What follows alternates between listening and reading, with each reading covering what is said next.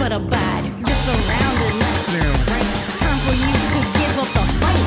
All you say is super fluids. You still think you intimidate us? It's an omen on the wall. Only you cannot see the fall.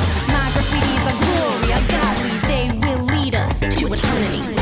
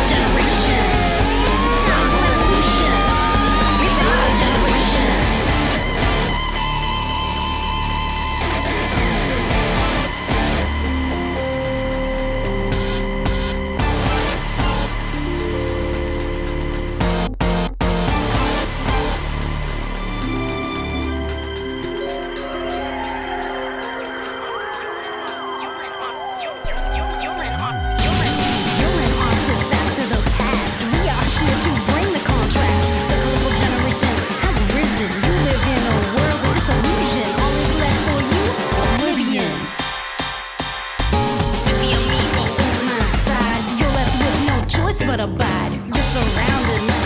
Right? Time for you to give up the fight. All you say is super fluids. You still think you intimidate us? It's an omen on the wall. Only you cannot see the fall. My graffitis are glory, are godly. They will lead us to eternity.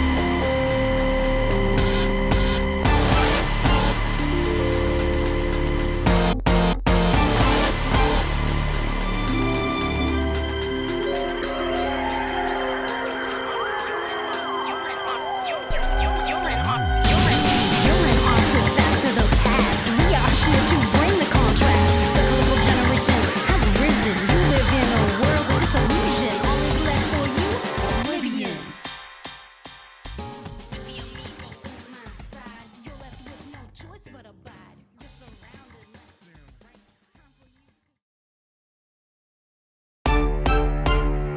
Is that all you got in you? All this time you belittled us. Now you realize I knew where it was coming. But it's too late, my friend. Too late. You're an artifact of the past. We are here to bring the contrast. Has risen. You live in a world of disillusion. All is left for you, oblivion. The amigo on my side. You're left with no choice but abide. You're surrounded. Right? Time for you to give up the fight. All you say is super fluids. You still think you intimidate us? It's an omen on the wall. Only you cannot see the fall. My graffitis are glory, are godly. They will lead us to eternity.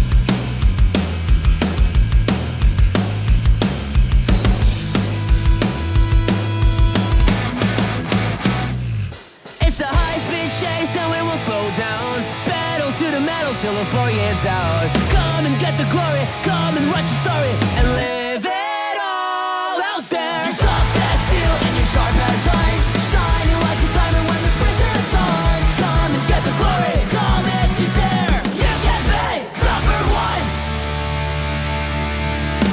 Thrill seeker.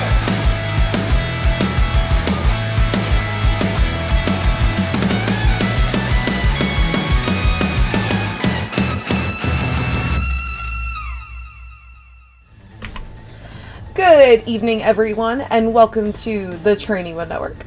If you are new to the Training Mode Network, we are a beginner and intermediate focused fighting game community. We run tournaments nearly every night of the week and community events on Saturdays. And speaking of community events on Saturdays, not that, that's the Tekken 8 tournament. We're going to be having a Guilty Gear Exard. This is the other one, right? No, that's what is the other one? Okay. We're going to be running a Guilty Gear Exard, Kohai Senpai 2v2 tournament. So the way this works is, I did not get my Blizzard. I unfortunately am Blizzardless. It's okay, but I would like a Blizzard right now if anyone wants to Venmo me for a Blizzard.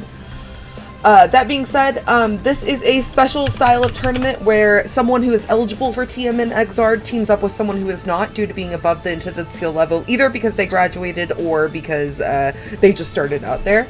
And you team up with a stronger player, and then you go through the bracket, and the way the bracket works is with Seta style, but basically Kohai A will play Senpai B, Senpai A will play Kohai B, and the Kohais will play to choose who moves on. Because ideally the Kohai is never going to beat the Senpai, but that's not always how it works. So it's a special thing where the stronger players will never decide who moves on, but they're there to help their Kohai through the bracket. So it's a really fun, cool style of tournament, and I really, every time we've ran it, people have loved it. So let me drop the link to sign up in the bracket in the chat. It's a really cool tournament. So if you play Guilty Gear Exard, make sure to team up with someone for that. Other than that, we've got a lot of really good players in the bracket tonight. We've got 4 potential graduates. So tonight, Jaws, Active, Big Cat, and Toddy have all won 1. So any of those 4 can, if they win, graduate. But, you know, someone else could come along and beat them. Who knows? We got a lot of new faces in the bracket tonight, so I'm excited. It's also a really big one. We got 18 people. That's much more than we usually get, so I'm excited. That being said, I'm joined on commentary by Rose, just in time. I just saw you join. I'm joined on commentary tonight by Rose Lockhart and Sammy Fish. Good evening, y'all. y'all. I hope everyone is having a really nice night tonight. And as always, it is a pleasure being on the microphone with Sammy. Hey, thank you for joining us. I'm happy I get to talk about more KOF. KOF is so fun. Side note, I really like the Kohai Senpai tournament. It's a great way to give people some live advice while they're playing, because usually a lot of the times we have the advice that we give is like post the situation, but it's really good to give advice like right after a game happens because your feelings are the most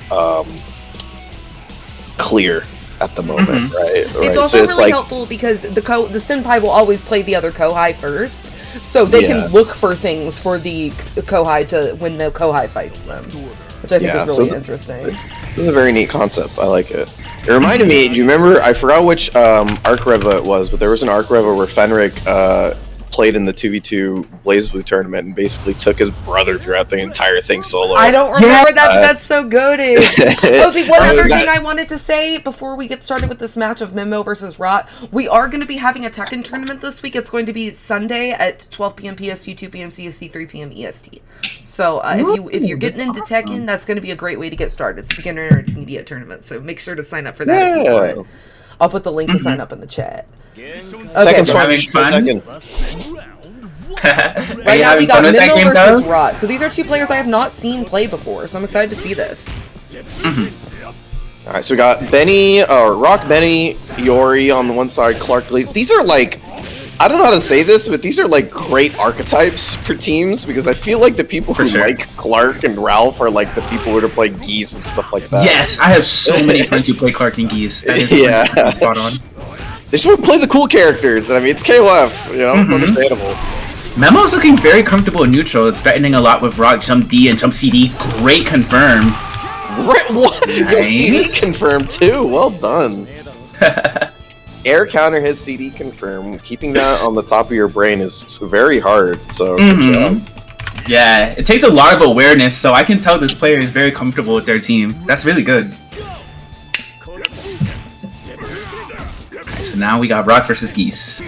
So yeah, you play Geese, so a lot of the times if you watch like pro play, you'll see Geese played first, and that's because his buttons are just much harder to deal when you have less meter and like not as many tools. But if you play him second, what you're basically banking on is using your great tools in neutral to eventually get a hit and get really, really good damage. So 100%. That's kind of the goal here. And this character's just great at corralling opponents. You really don't have to engage too much because you have such good buttons. But Memo really, really well at navigating that. Yeah, Memo's doing a great job at forcing the situations that he needs to. Nice. That was very well played. But I do also think that Rao is doing a nice job of not overextending with their meter usage. Granted, Geese does have strong metered options, but it's always nice to try to use the threat of your meter against the opponent into making them make bad decisions, and it's an extra tool that you can use. Yeah, like the only unfortunate thing about his team is he doesn't really have ways to just like burn meter for no reason, which means like when he's full stocked, then he doesn't kind of just get to do something. Yeah, for sure. But you know, all things considered, yeah, it's good that he doesn't feel like he needs to do something with the meter just because he has it. Dang, nice reset. Whoa. This player said, I've been a Rock fan since Garo. Yeah, I'm loving the very solid Rock play. They're usually just putting in the little mix-up stuff here and there, only to like every now and then try to extend their pressure, but for the most part, playing very, very safe and very clean Rock. Yeah, also on the I'm him color, I love when people play default. You know they're that guy when they play default. So true. Oh, and Rose, Dizzy's in the chat hyping you up. She's excited you're here. Yo, that's good. I hope you're doing really well. Yeah, it's been a little. I've been a bit busy with school, Grand Blue, but I'm still big chilling. I still love this game. Dizzy almost got out of pools at Frosty. Yeah, I heard. Yeah, she was like she lost a pace, so a graduate of ours. So yeah, really that's nice. tough. No way, TMN team kill? That sucks. Yeah, team kills are the worst. I literally had to fight my best friend at Evo for Grand Blue. I fought Icarus. Oh, dude. Well, I had to do that for Ixerd 1 year. And that was rough. Mm-hmm. Yeah, it happens. When you start getting up to the higher parts of even pools, you start seeing people you know more and more often. Mm-hmm. The way tournament works is we get back into this one much more even this round. Yeah. Yes! There you go. Want to see that confirmed back into the corner. Yeah, that was extremely well played. Great J. Nice. Yeah, very tough. One of the things I would say is pretty difficult for this Clark versus Rock matchup is that usually Clark owns the air because nobody's moves are better than him in the air. But Clark has to actually take a little bit more risk in the air because just Rock's jump CD is just so freaking stupid. Yeah. And like it just means that you have to do stuff like immediately jump D in order to catch him air to air, and it's kind of not what you want to do as Clark. So it could be kind of rough. But I think really like if you're watching this and you're like watching sort of like what to learn from people as you're improving, I think one of the things I really want people to like study from Memo here is how good he is at once he gets people in front of him in the corner, that he doesn't just like mindlessly pressure to keep doing the same block strings. Like he's so content with just being like, you get literally like a fourth of the screen and I get 3/4 of it. So you get to like constantly try to do weird things to try to get out of the corner while I 100%. constantly punish you for it, right? Mm-hmm. Wow, what a reset. Woo! I think another big thing when it comes to playing Rock in general, as well as structuring KOF offense and pressure, it's super key in this game to know when you are at ranges that are favorable for you on offense. So I think that just not trying to feel pressured into forcing the hit and running with your frame advantage well is something that Memo is doing extremely good. And it's honestly a harder lesson to learn in this game. Oh yeah, absolutely. It's one of the things that's like kind of difficult. We missed the finish, but it doesn't matter. Good stuff to Memo. One of the things that is kind of more difficult in this game than it is, let's say, Street Fighter, right? Where every character has one jump arc and maybe one air option that changes their trajectory in some way, shape, or form. Where in KOF, characters have 4 ways to approach you at 4 different angles. And so it could be kind of difficult for you to sometimes set yourself up in a way that considers those options. And those options can even change depending on the risk reward of people's air options. For example, like Isla Naj on Hell characters with cross-up jump normals, or jump normals that are designed for cross-up, right? And that means that you standing in certain ranges is far more dangerous than it would be versus some other characters, right? So there is a lot to it's a really difficult thing to break down, and there really isn't any other way to do it other than to literally just every time you get into a match versus somebody else, just in your head really quick go, what are their jump arcs? If you don't know them, then that's something you can lab out very easily. And then literally just find the best places to stand during certain matches or certain moments. And on that similar note, that was a big thing that I was noticing that Route was struggling with a fair bit in terms of, I think that when they were able to secure combos with their team, their execution was good.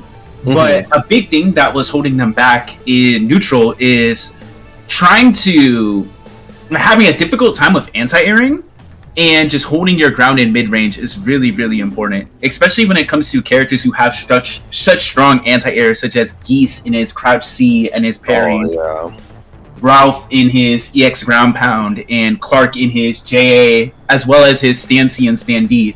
So I think that a lot of players, they can learn a lot in this game from figuring out how they can use their grounded normals, not to just control space as standard pokes a la Street Fighter, right? But they also function as anti-airs based on the spacings and ranges that your opponent's playing from. So I think that the more that Route gets comfortable with that, the easier playing neutral will feel in the long run. Okay, Yeah. So up Sorry. next we have Dizzy, who has changed her tag to Dizzy KOF. She is going full KOF player right now. Oh wow. Power up, let's go. Bestie Dizzy is dead. Dizzy KOF rise. And we also have Public QGC, who has been doing a good job lately in our tournaments, making top 8 consistently, getting 7th, but still making top 8. So I'm excited to see these two fight. Hell yeah. Hey, so what? One thing I'm happy to see is the Naj, but the other thing is I've actually been picking up Rio recently because I've been trying to go through all of the characters that will be at the SNK World Championship. And kind of playing them a little bit more, kind of getting better feels on how the characters are supposed to be played. You get ideas, obviously. Like, you see so much Rio now that, like, you kind of know how the character plays, but you always learn a little bit more when you finally learn the character yourself. Yeah, most definitely. You know, it's been cool. It's been because I've been seeing Dizzy play Rio for so long now that I'll be learning from them this time. Yeah, that's always super fun. And we got Public on there, Rochi Shermie. Very fun character. Yeah, super fun character, but I think it's a really difficult character to play currently. Yeah, so. most definitely. Especially because her fireballs have a lot of recovery, so you have to be very on point. Dizzy is the really strong jump in. On hell round, you love to see it. Yeah, almost. We got to find that last bit. Oh wow. Ooh, trying to fish. Nice, Crouch D. Nice. Oh yeah, we've gotten a new mechanic since we last had a tournament. Yeah, we can talk about Advanced Strike in a little bit. I think it's an interesting mechanic. Yeah, it's very interesting. But or as the KO community calls it, Rio Now Strike. Oh god. I want a real big note really quick though, is that Dizzy's switched on hell to point now, instead of the usual Rio. I don't know if that's a matchup thing that Dizzy wants to do, but in general, I do think this is the better setup for her team. Yeah, I fully agree. Yeah, Angel is just so good at being a point character. Oh, big cross up. Nice. I totally got hit by that. Yeah, Naj is an offensive monster. She has a lot of tools when she gets in your face. Oh, yo, the air dare with the dive? That was sick. I never think of that, actually. That's sick. I'll keep that in mind.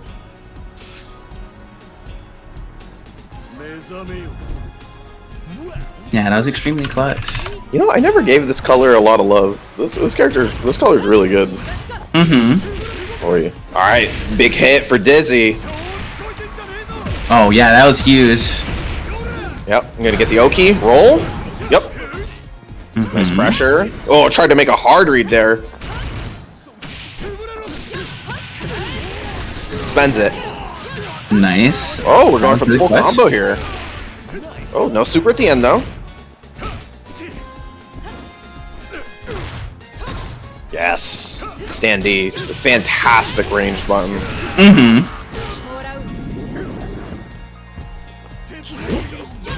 Oh wow. Is that a plus frame setup for dropkick? I believe so, yeah. Because I think that hit Smeety there. Yeah. Dang, that was clutch. Public bringing out the stuff. It's so funny. I love watching other people play Naj because most people play there so differently than I do, and then I learn so much. But air to air with jump B. Oh, big whiff, but already whiffed the button, so wasn't able to get a big punish.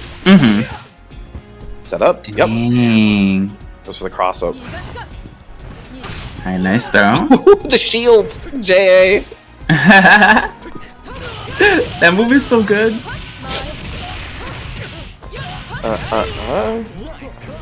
That's all the meter we have for that. Nothing pressed after the whiff jump C. Oi, tried it again. Yo, what's good, Toddy? Oh no, cancel on the dive. Oh, they wanted the full combo when they landed. Hey, Toddy. Hope you're doing well. I can tell the big thing that's getting Dizzy a bit flustered is the scramble situations that Naj can enforce. So I think that if she focuses more on keeping her composure and trying to box Naj out and forcing that character to play at her tempo, then I think she'll have more comfort with that character. Because she had a really strong start with Angel, But I could tell that's when her momentum began to struggle a little. Because Naj, she's more awkward in terms of the neutral situations she creates. Yeah, Naj isn't necessarily a character that wants to stand in front of you, right? She doesn't want to like kind of like Angel a little bit, where she doesn't really necessarily want to play footsies. She kind of wants you to do something committal and then punish you for it afterwards. Yeah, precisely. Like that. Mm-hmm.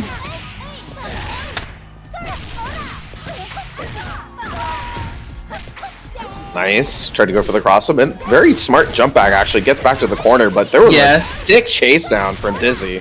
Mm-hmm. Yeah, that's the biggest thing about Angel.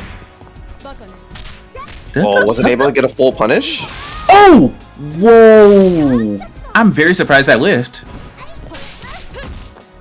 Nice. Backed up.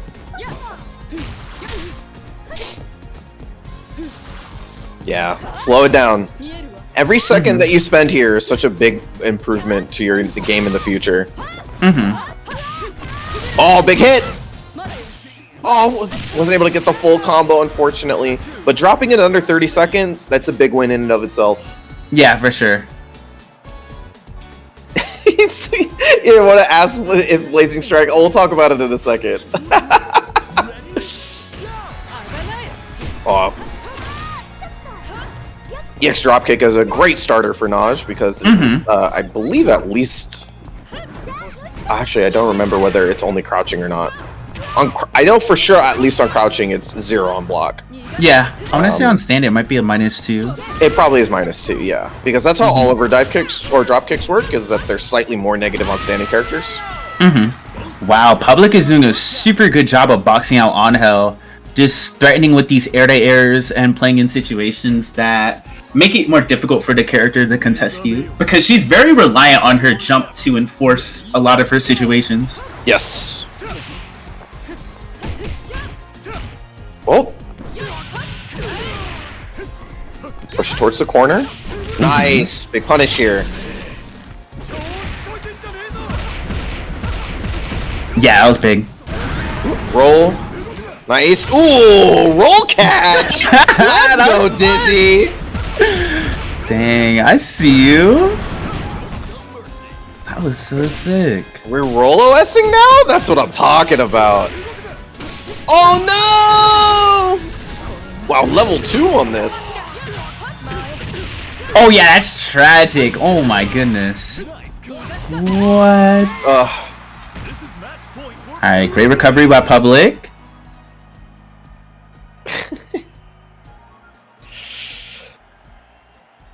Sibahu. Oh, finally got the whip out.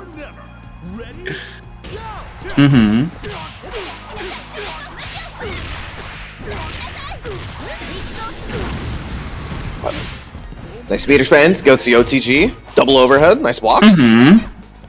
Oh, I'll try to make a read. Oof.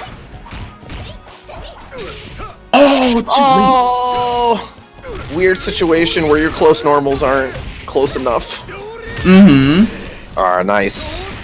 This is a scary situation to be in versus Oyash, right? Like, you just want to get that one touch to finish it, but he can just take so much off you, and that is going to be it. Runs the Oki like Oyash does, and Dizzy ties it up. Let's go. You love to see it. That was smart holding on to Meter in that interaction too, because I felt as if she knew that the climax wouldn't kill, and she just wanted to have bar just in case, especially because she was up a character. So she didn't really feel pressured to spend, which was good. Yeah, meter efficiency when you're up is definitely a big thing to think about, because they're going to recover health, let's say, if you die when you spend meter. So you have to think about how much your meter's worth it when, let's say, they're going to recover 300 or 250 health of the damage that you're going to do. Precisely.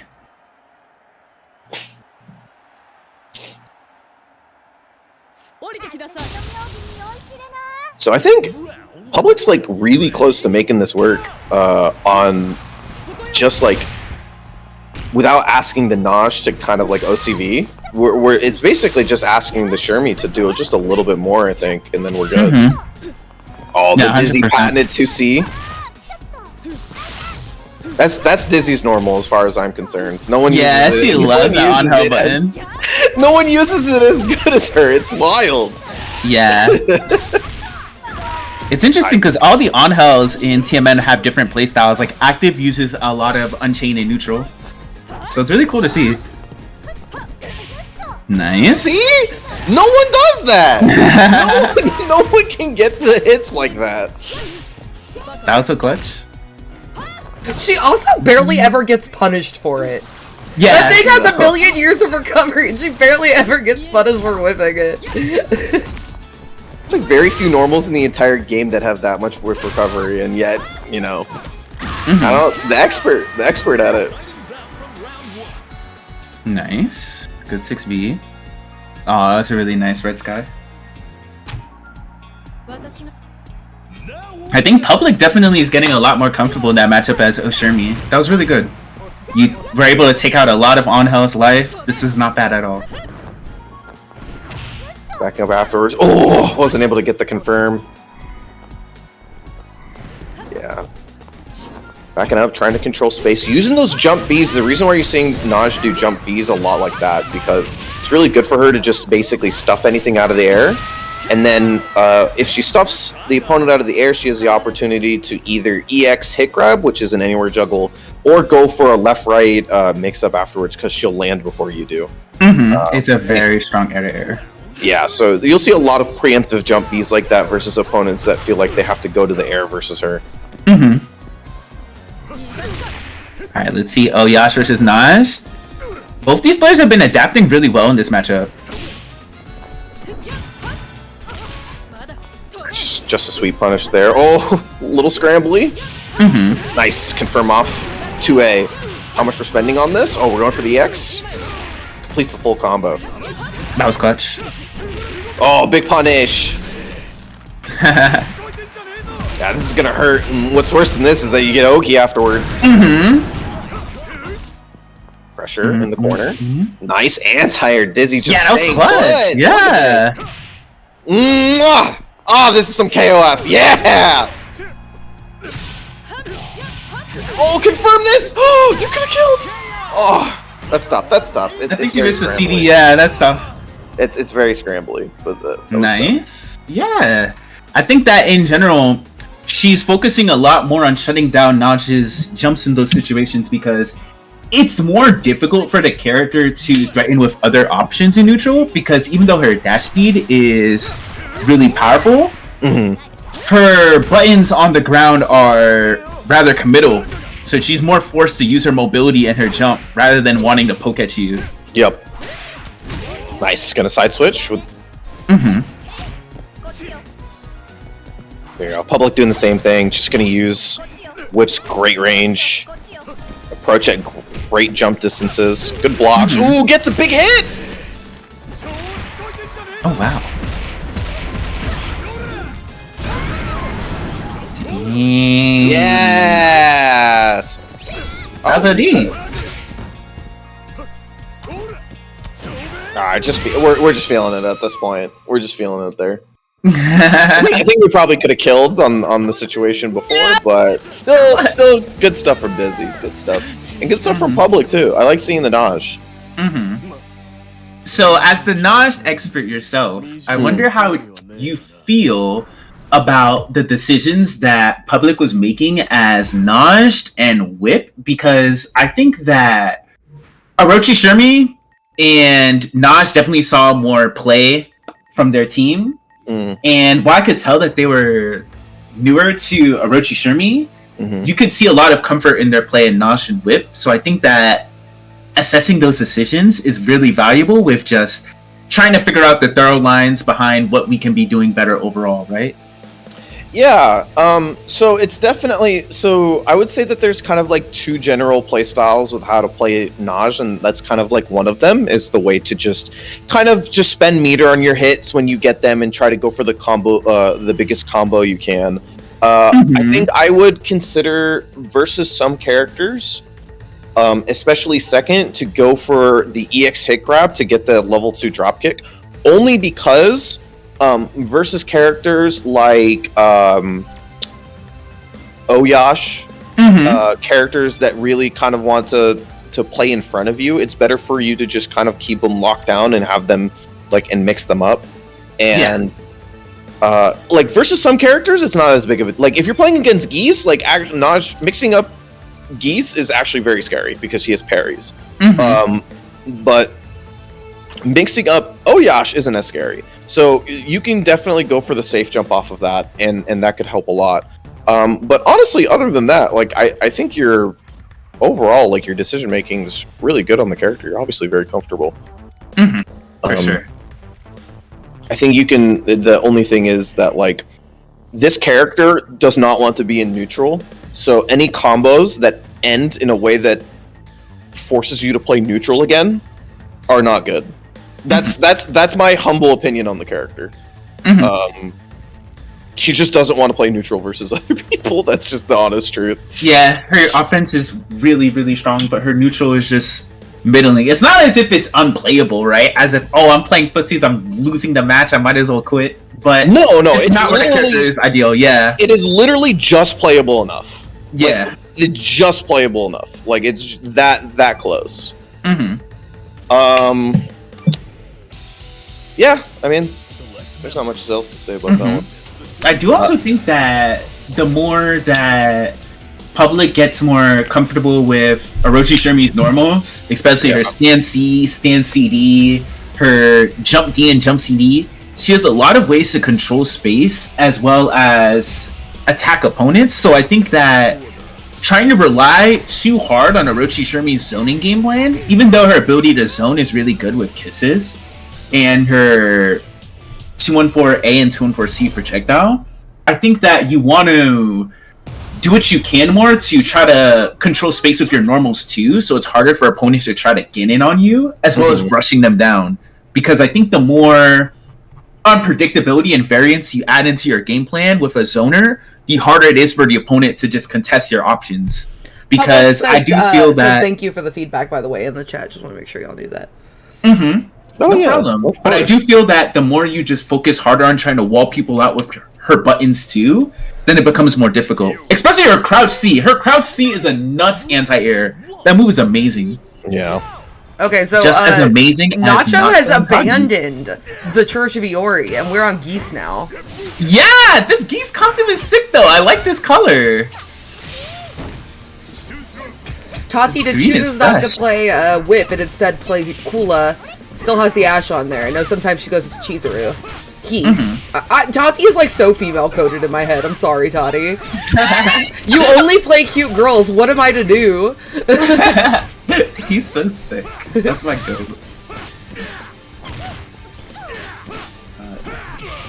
Nacho. Nacho's it's funny to watch Nacho play Geese because I just saw him do Shermie over and over again. That was sick. But it works really well because the character, instead of jumping back in because it's Shermie, because she has to jump back in order to continue her pressure, right? Geese is so much more threatening standing in front of you that it works. Nice low profile by Tati. Great cross up. That's a Tati special. Nice combo. Oh my god, why does this do so much damage? Yeah, she got so much meter from that too. Why did he use 3 EXs and still end with 1 bar? I just saw that and I went whoosh. What is going on? My head Bro had reverse meter gain from using those. The fact that this character gets similar damage combos depending on which command normal she uses is kind of nuts, honestly. She's supposed to have this command normal that gives her more reward than others, but then she has this weird fireball combo that just makes it okay. Yeah. Nice one. Oh, hard to confirm. I can kind of see not choosing Whip, because Whip kind of gets destroyed by Clark, right? Yeah, she gets owned by Clark. Yeah, I can understand not using the Whip. Yeah. Nice interrupt on that. DPs. Oh, looking for something with the backdash. Tati. Oi! Shake my hand. Shake my hand. I think Nacho's play with Clark and Geese has been really good in this set. I think that I can see how Geese reflects Nacho's playstyle because I think that Nacho prefers threatening with really oppressive mid-range buttons, and Yori's a strong character with good rushdown, but his mid-range isn't as threatening as characters like Geese. Alright, nice jump D's by Toddy. She gets okied really hard, and like Clark, like what is his air button that just shits on her? Jump A, yeah. Yeah, he has an air button that just shits on her.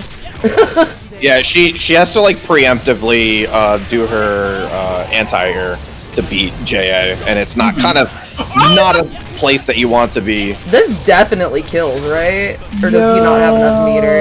No, he doesn't have enough meter. Okay. This is gonna be bad if he gets red on wake up. Okay, no, we were not gonna get armored on wake up. Nice. Holy shit! I just realized that DP does like no damage. It does do very little damage. It's way more get off me than it is like I want to kill you. Yeah, for sure. I just watched Sylvie's do like 170 or something like that, and then yeah.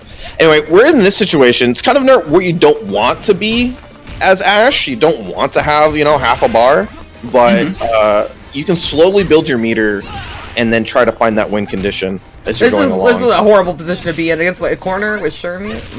Yeah. Well, we got out. Yeah, for sure. Yeah, Nacho understands, so they're being very aggressive. This is really good risk reward assessment by Nacho too, because Nacho has the meter to make it so any touch that he gets, he can basically kill off of. Nice throw. Oh no, that was awkward. I like that jump from Toddy though. Knew that if I get hit by Shermie JC on the ground, I'm dead. But if I get hit by it in the air, I'm fine. However, we're almost in that place where Tati gets hit to win. Like it's here. Yeah, he's so close to a quick max confirm. Yeah. He feels like a bandit right now. Oh, that's the hit. No, confirm. No. He fucking holy! He held on to that dream. He was like, "No, you're not gonna finish this. I'm gonna get the quick max. I'm gonna kill you." Holy shit, Toddy! That was such an Ashe comeback too. That's why I talked about this a little bit at Frosty's with Aru. I think this is why this character is so good as a tournament character, because they've become more and more solid as like a Footsie's Fireball DP character, and that game plan is like so viable for him now. And then, but they also have the meter to like just blow up a character. So it's like if you're behind a character, you can either choose to blow him up or kind of choose to play with that meter advantage. Or you can just kind of like constantly be this threat with EX moves and just making people's life miserable. And it works really well because at any point, if they just hit like this meter to health threshold, they just win.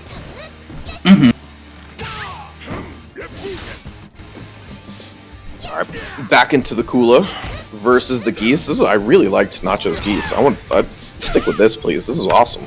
Yeah, for real. I think he definitely plays a little bit. I think he definitely does a little bit better on him. He's showing a little bit more comfortability. He never really seemed comfortable on Iori. Yeah. No matter how long I would always tell him to like try to command grab more, threaten with certain things. Stop more. it! And I don't Stop think he with was the stubborn. Snoky I just think he didn't really like doing it. Oh man. Yeah. So if I were to like label two kind of like massive archetypes for KOF, like one of them's Geese and one of them's Iori, right? There's the characters that are like Geese and Rio and Hydran who kind of want to stand in front of you, and then there's the characters like Iori, like Sylvie, like characters that are just like offensive monsters that kind of just want to run you down. And if you're not comfortable with that style, it doesn't matter how good the character is. It just won't fit you that well. It also might just be good for you to just play a different archetype in your team. Makes you feel more comfortable sometimes playing a more well-rounded team like this. Most definitely. And I think that Geese plays more to Nacho's strengths as a player because I think Nacho is really good execution, but I do also feel that Nacho didn't like how much Iori's combos and consistency were built by just demanding execution, such as his super cancels into fireworks. It's kind of tough. Yeah. I think that character also is like, there isn't like necessarily these like very nice, simple, easy to confirm, gives you the all the time in the world sort of confirms that like Geese has, you know? Like Geese has like a day and a half to confirm whatever he wants. due to his offense and the way that it's structured. But Yori's kind of a little bit faster than that, and you kind of have to be way on point, right? Yeah, like for sure. Once you hit the cross up, like you have to know it's like if I hit this, then I got to hit the combo. Yeah, you gotta, but you gotta believe you're gonna hit before you actually get the hit. It's really hard to confirm Iori's hits. Yeah. Even I've noticed that. I've noticed, like, confirming his hits is, like, odd. Yeah, same thing with Sylvie. Oh, how much are we spending on this? Because I think there's a possibility we kill. No, not quite. It does so much damage, though. Oh my god. Dang, nice anti-air, Metati. That was clean. This is something, actually, my friend who plays Sylvie has been doing to me a lot, too. Is just fireball trapping you with Sylvie, which I didn't expect would be a thing for her. But between her DP and her lightning stairs, like, I forgot what they were called. They're both really, really strong anti-airs because they go very far forward. However, Nacho can clean this up right now. Yes, perfect. And now we have the meter lead too, almost 4 bars, so very, very scary. Yeah, for sure. Almost can be like a 2-touch situation for sure.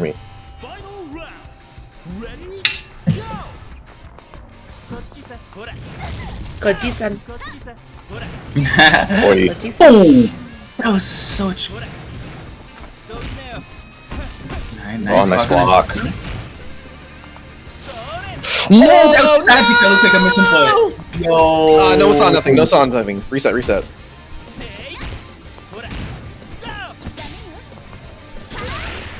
Oh, counter hit in the corner. Oh, bust out, pressing buttons. Gonna use the max mode, even if it's not gonna kill. It's just gonna get them room and all of this damage. So big improvement on the positioning.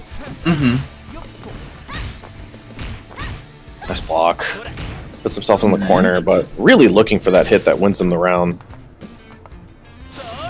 Oh, kill him this time! Yes! Climax? Oh no, level 3. Actually, this is super smart. I agree, actually. You're saving 1 bar a meter because it's not going to kill. But now you're in a threshold where any hit can kill. Oh, no! I think they had... Did they have max? Hold on. Oh, did they have max? Yeah, he had quick max. I think he might have dropped the input. Yo, he literally gained 2 bars when he did the 6B. Oh, that's tragic. Okay, so this is one of those things you never learn until it happens to you like 30 times in game. But you input max mode there, whether it works or not. Because if it works, if it doesn't work, sorry, I'm an idiot. It won't work if you don't have meter. It'll work if you do have meter. So literally, there's no reason not to do it. Round 1, ready, go. Oh, I forgot there was a term for this in Street Fighter. DD? Yeah, for hit confirming based off of meter, so that like you basically you do a hit confirm based on the meter, and if it hits, then you get the combo, and if it doesn't, then there's no big deal. Yeah, it's known as DDD. It's most popular in Third Strike. Yeah, that concept works in almost every fighting game.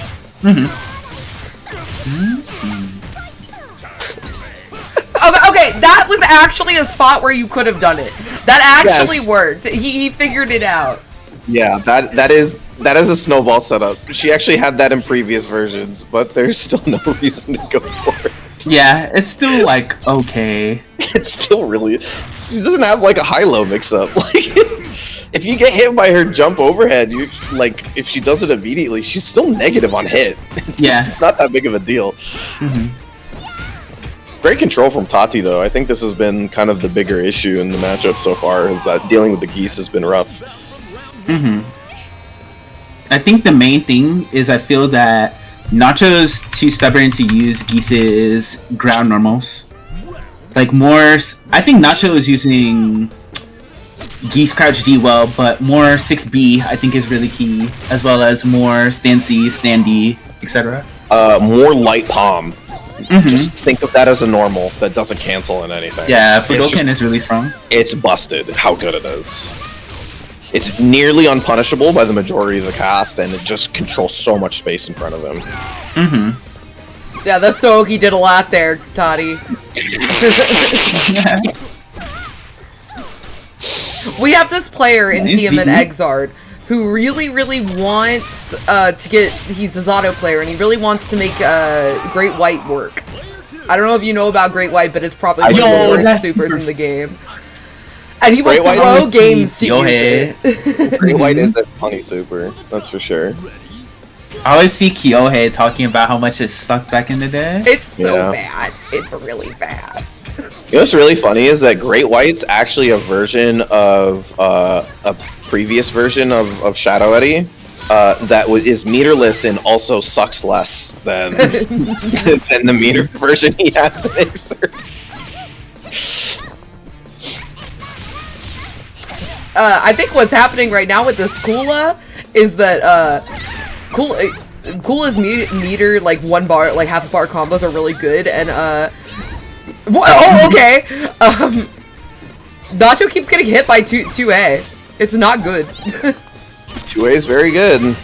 Yeah, that's it. We're pretty much. Yeah, I mean this character's incredible on point because, like you said, her 1EX combo is actually so good. It's one of the things I brought up to someone who's been learning Kula, who I've been kind of like talking to through KOF with, is that like structuring your team like this is important because you look at what character strengths are and you place them in the position that they're best at. And for Kula, that's definitely point because her 1EX combo not only has decent damage but also has all of this corner carry, and she just wants to be mauling you in the corner basically the entire time. For sure. Yeah, like great stuff, Tati. That was a 6 set though. Yeah. Game 3 kind of was a wash, unfortunately, but the first 2 were like so heated. That was I really think good. the largest thing that Nacho is struggling with big time is Tadi's crouch B usage. I think that in general, when Nacho tends to hop or jump in this game, Nacho tends to only hop, jump, or super jump forward. And the reason as to why that is a bit of a detriment is the fact that if you're only hopping or jumping in a forward direction, then you're more susceptible to being low profiled, especially if you're not threatening with normals that are strong downwards, such as say Geesh Jump D. And I think that you want to represent more hop and jump buttons from neutral jump and neutral hop as well as up back. And the reason as to why is it makes it harder for your opponent to threaten with ways to air you, right? As well as approach against you. And I think that representing that alongside ground normals, because Toddy isn't threatening with ground normals that have long reach. He's mainly just running at you and hitting crouch B. So you want to be in situations where you can smack him with Geese stand C, Geese stand CD, options like Clark stand C. So I think utilizing your ground pokes more and getting more comfortable controlling space with different hop and jump angles would help you out. Okay, I do want to say these two caused upsets in round 1. Charlie Goblin took it 2-0 over Prodigio, and Atkins took it 2-1 over Active. Oh wow! Yeah, Yo, shout out to Kraken Atkins. That's my goat. Go, Little B X Mori Calliope, the goat. Also running that's my girl, yo. That's my goat. Yeah, his team's really cool. He plays My King Dolores. I also wanted to say that Mimo beat Jaws, so we will have Jaws will not be in winners this time. Wow. Y'all are fucking up my seeding. Tournament's going hard today. I like Everyone's it. gotten so good so fast. This matchup is interesting. I feel like she has alright options for contesting Yashiro in mid range, but you have to be very proactive with how you contest it and jumping in the air. Lots of air to air, stand B, jump B, stand CD. You really want to make it your absolute goal for this character to not jump. Yeah. And that's confirmed. Going for the stand C reset. Nice. A little bit tricky for their own good, but they do have the life lead and little extension on the roll there, extending a little bit too far on the roll there. So good punish. Yeah, the corner Musasabi setups are nice, but I think it's best going for them from like 3D, because usually from those options you'll be at spacings where you'll be more likely to be in front. Mai versus Clark. This matchup is actually good for Mai. You really just have to play it slow, just like this. Yeah, character stand B is just so good, right? You just have the ability to make Clark think twice on the way that they approach, just like that. Oi! Nice. Really tried to go for the advanced strike right there. I did my best not to say Fional Strike. Oh, jumps away from the command grab. Yeah, Kraken Atkins is playing extremely well here. Yeah, just solid first, making it really difficult to approach. Alright, nice roll by Charlie. Yeah, I kind of get eaten up by the neutral jumps, and that's actually one of the big issues with Clark as a character is that his jump or his close C doesn't naturally beat jumpers as like a throw tech. Characters like Yashiro, Luong have close Cs that will naturally hit people out of the air if they try to jump to throw bait, and Clark does not have that, unfortunately. Yeah, same. He is very vulnerable to jumps above his head, especially in the corner. Alright, Charlie trying to look to run this back with the God Knits. Oh, clutch! Yo! That shit was quick! Going in's clapping like, pack it up, big dog. This character's too cool. Yeah, he's so sick. Alright, we got King on the screen. Shout out to Juicebox, my goat. Oh, is this gonna Did you catch? Oh, I was about to say. punish. Oh, okay. Set up. Kokudeska. Nice. Sweet. Shoving King to the corner. Oh, well-timed double strike. Oh, Did you catch this it? actually might hit. Nah, too late.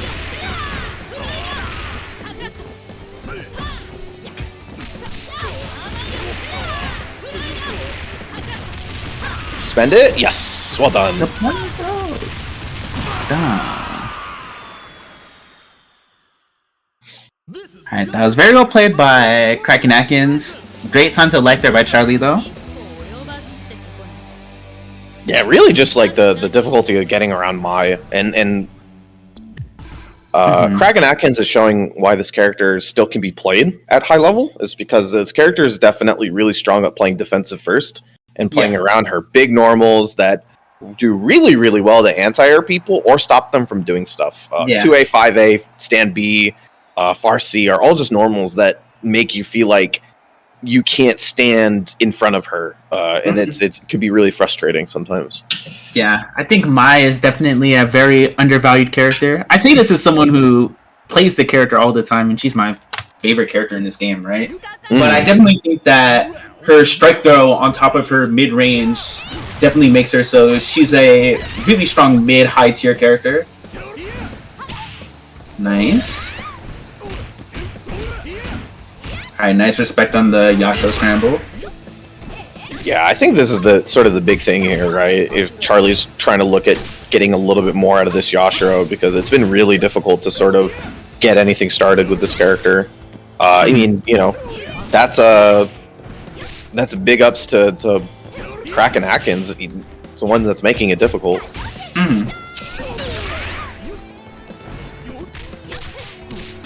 Great confirm, no spend, nice. Alright, great jump B. That normal is low-key mad underrated with Mai. Her jump B is an amazing air-to-air and air-to-ground, and it's also a hop cross-up. It's incredibly broke. Yeah, there's a few characters that I think have underrated jump Bs like that. They're not like exactly Benny levels of disgusting, but they're like still pretty good. Like Geese and Rio come to mind. If you want to make like sort of this half read where you kind of want to jump at people, but you don't know if they're going to jump at you, and you don't know if they're going to stay put, like jump B is a great normal for that usually. Yeah, for sure. Alright, nice. Oh, a Mary too. I should have. Oh yeah, Mary's is nuts. Mary's is broken for sure. I love that character. Oh, unfortunate. Nice. Good punish. That's good matchup knowledge. A lot of people don't know they made that -8 now. No, -9. It used to be like -2. It was the most broke thing ever. Oh yeah. First couple patches of the game where Mai was running rampant on people because she could just throw specials at you in impunity. Yeah, Charlie playing well, yo. Nice. Oh, that's a classic. Armor on minus frames is stupid. Oh, nice answer. Okay. Oh, confirm that. Yes. Well done. That was good.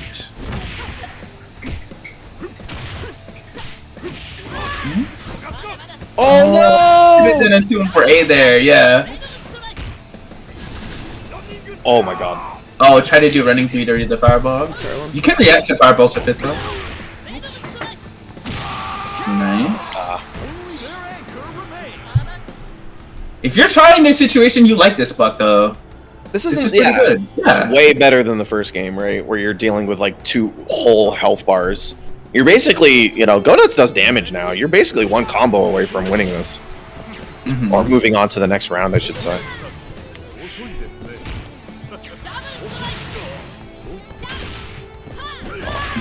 Nice punish.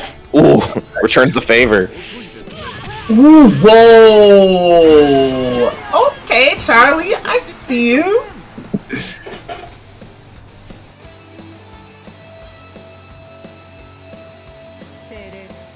Final round. Ready? Go!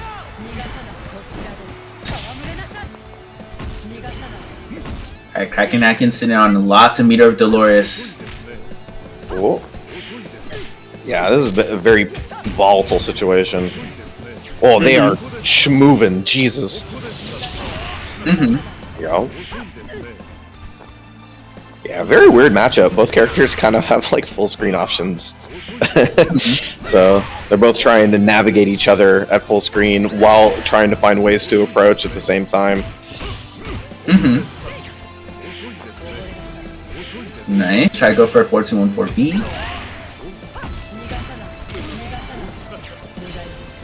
Oh, command grab. Oh, we're throwing into this. Does this kill with command grab? No, I don't think it's gonna kill. So, if this doesn't kill, there's something Atkins could have actually done there to kill. What a lot of people don't know about Dolores is her level 1 super, her command grab super, especially if level 2 max cancels it, it does so much damage. That would have killed if Atkins did level 1 into level 2 command grab super. I think it's much better than her just level 3 raw like that. Yeah, her command grab is worse scaling wise, like notably worse scaling wise than her actual command grab super. And her command grab super is even invuln, like is low key cheap. So, for the most part, in general, as the scaling works in KOF, it's like for the most part, if your combo goes longer because you're breaking your meter usage up in more places, more times than not, it usually ends up being more damage. Like most people's level 1s to level 2s do more damage than their level 3 raw, like off of like a combo, right? So I mean that's just kind of generally how it works. But good stuff nonetheless. Charlie's I think just like the struggle of playing against a character that gets to play sort of defensively first with strong normals is kind of the biggest problem here at the moment. And to you, I would say that's where you play characters that's where characters like Yashiro kind of unfortunately go from being this sort of jump-in pressure monster to being a character kind of wants to just whiff punish. But good news is that you get to do that. Far C, CD are both like crazy options, or even Far B. You can just like harass people with your crazy Far B, and then eventually but thoroughly get people to sit down. And once they sit down, then you get to run game. And it gotta be frustrating to like play like that because you're kind of just you're a character that kind of wants to run first and be the person who pressures people. But you're inevitably going to run into characters that play defensively first, especially in 15, because 15 just rewards that kind of gameplay.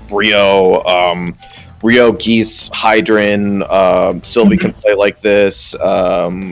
There's a load of characters at the top tier right now that are good at this specific playstyle. Precisely. So, yeah, that's like, I think that's kind of the big thing I would say. Yeah, I mean, the drop combos don't help. Well, don't help. But, you know, that's like the easiest thing to work on, so don't worry about that too much. For sure. Wait, I think my link I sent, Dove, it might have not went through, right?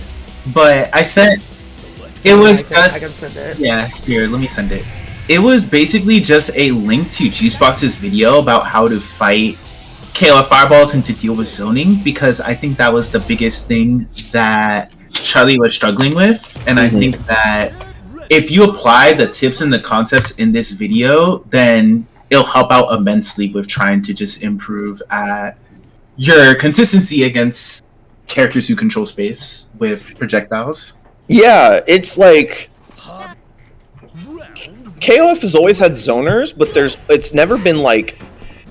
I think playing against zoners in KOF is like quite different than playing against zoners in other games, right? Like in a lot of other games, like let's say like Uni or like Gear or stuff like that, it's a lot of like dash blocking and kind of waiting for people to do like high committal stuff. In KOF, it really feels like that you have to learn how to approach everybody slightly different from one another, because I don't think there's another fighting game that has like 3 different fireballs in the same game. Like every fireball in KOF is just a forward-moving fireball, right? Like that's like in the mid-screen of the air. Like the way that you play against fireballs in KOF, it's like very different depending on whether it's on the ground or the air, or if it's like a big one like Joe's or something like that. Precisely. Great bait by Big Cat. Whoa, the Yamazaki is. And this was cooking. Grands a couple ago. The one that Big Cat won, this was Grands, both winners finals and Grands. So let's go. Exciting bout from round 1. Yeah, great read on that, and that was definitely the big win there. Tati on the Sylvie though, with some meter, so we can clean this up. Oi, let it run out. Great punish. Good God, dude. What? Good God, dude. That was nearly like, I think that was 600 plus if all the damage from the super ran out. That's crazy. We got Dino, big Dino fans in the chat. Let's go. Let's go! This character fucking rules. Yeah, I love Dino so much. No combo off the cross up. Nice Ooh. kick. Yeah, sneaks in the command grab. Well, Nice. one more time. Stays put. Gets a nice punish on the roll. Puts him back. Nice. I genuinely didn't know what was gonna win. I didn't know if the command grabs had different rules. No, it's just completely throwing ball. Okay, cool. I never played KOF. Why is there a dinosaur? For the same reason you don't want to know the answers to. Nice combo. For the same reason why there's a bear in Tekken. Dino is super sick though. He is so cool. To a ground. Ready?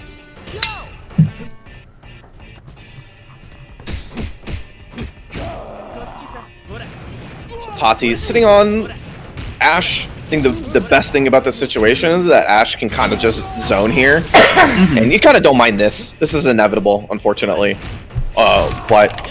Oi! Nice punish. Oh, no! That's so much meter, though! Just giving an inch. No, I think he's pretty fine in this situation. Shizuru doesn't have much bar either in this scenario, so it's okay. Is there no way to make that slightly more meter efficient? I have no clue.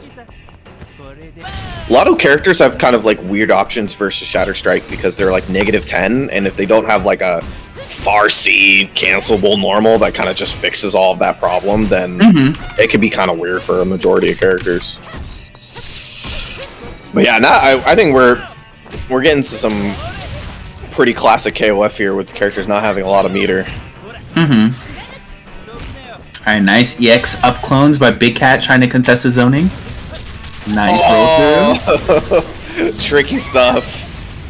This is not gonna kill, but it's really close. Going for EX Genny. Nice! That was clutch! So was Nice. that. Finally gets in. Nice CTBD. Oh. Tricky. Okay. Kept Ash locked down. Nice block. Matched out that DP during the block stun. Definitely knew that because it was light normals that they wouldn't jail. So, good stuff.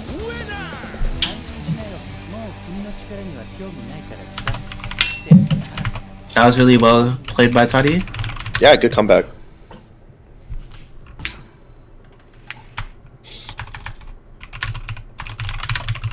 Definitely a scary thing to do, but if you're confident in that, then definitely can win you games like that. Mashing TP versus light normal strings. For the most part, I don't think there's a lot of characters in the game that have anything that jails, that it jails and is also safe off of light normals. So mashing an invincible normal or a invincible special like that could be a good way to get people to even just stop pressuring like that. Even if you do it like literally once, if it keeps it in their mind, then you can gain a lot from it. Nice side switch combo. Nice. Ooh, Great tricky. read. Plus frames. Oh, good way to deal with it too. Nice EXDP. Oh, looking for something.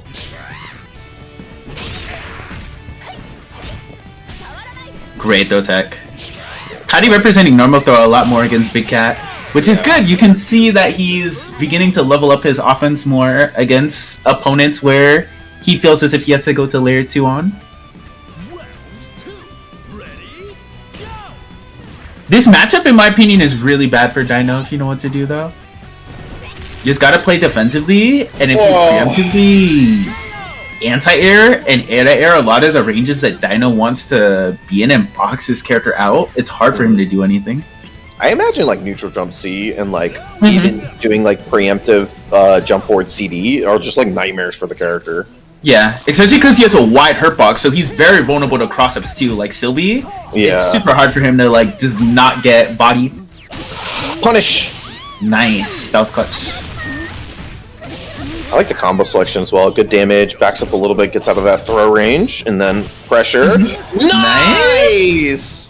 That was a great read. Yeah, that was sick. Very nice, X5s. That combo looked fake. That combo I love looked that like it should OTG not have worked. Yeah, not a lot of characters have like weirdo OTG options in this game, but oh, missed the low profile. I think he wanted EX, but he got D version. yeah, almost definitely wanted DX there. Throw back in the corner. Oh, Freeno Strike uses the plus range. This is sweet. Stop calling it that. I can't. I said it 1,000 times when the game when the mechanic first came out, and now I can't get it out of my head. It's so good, yo. Shout out to the homie.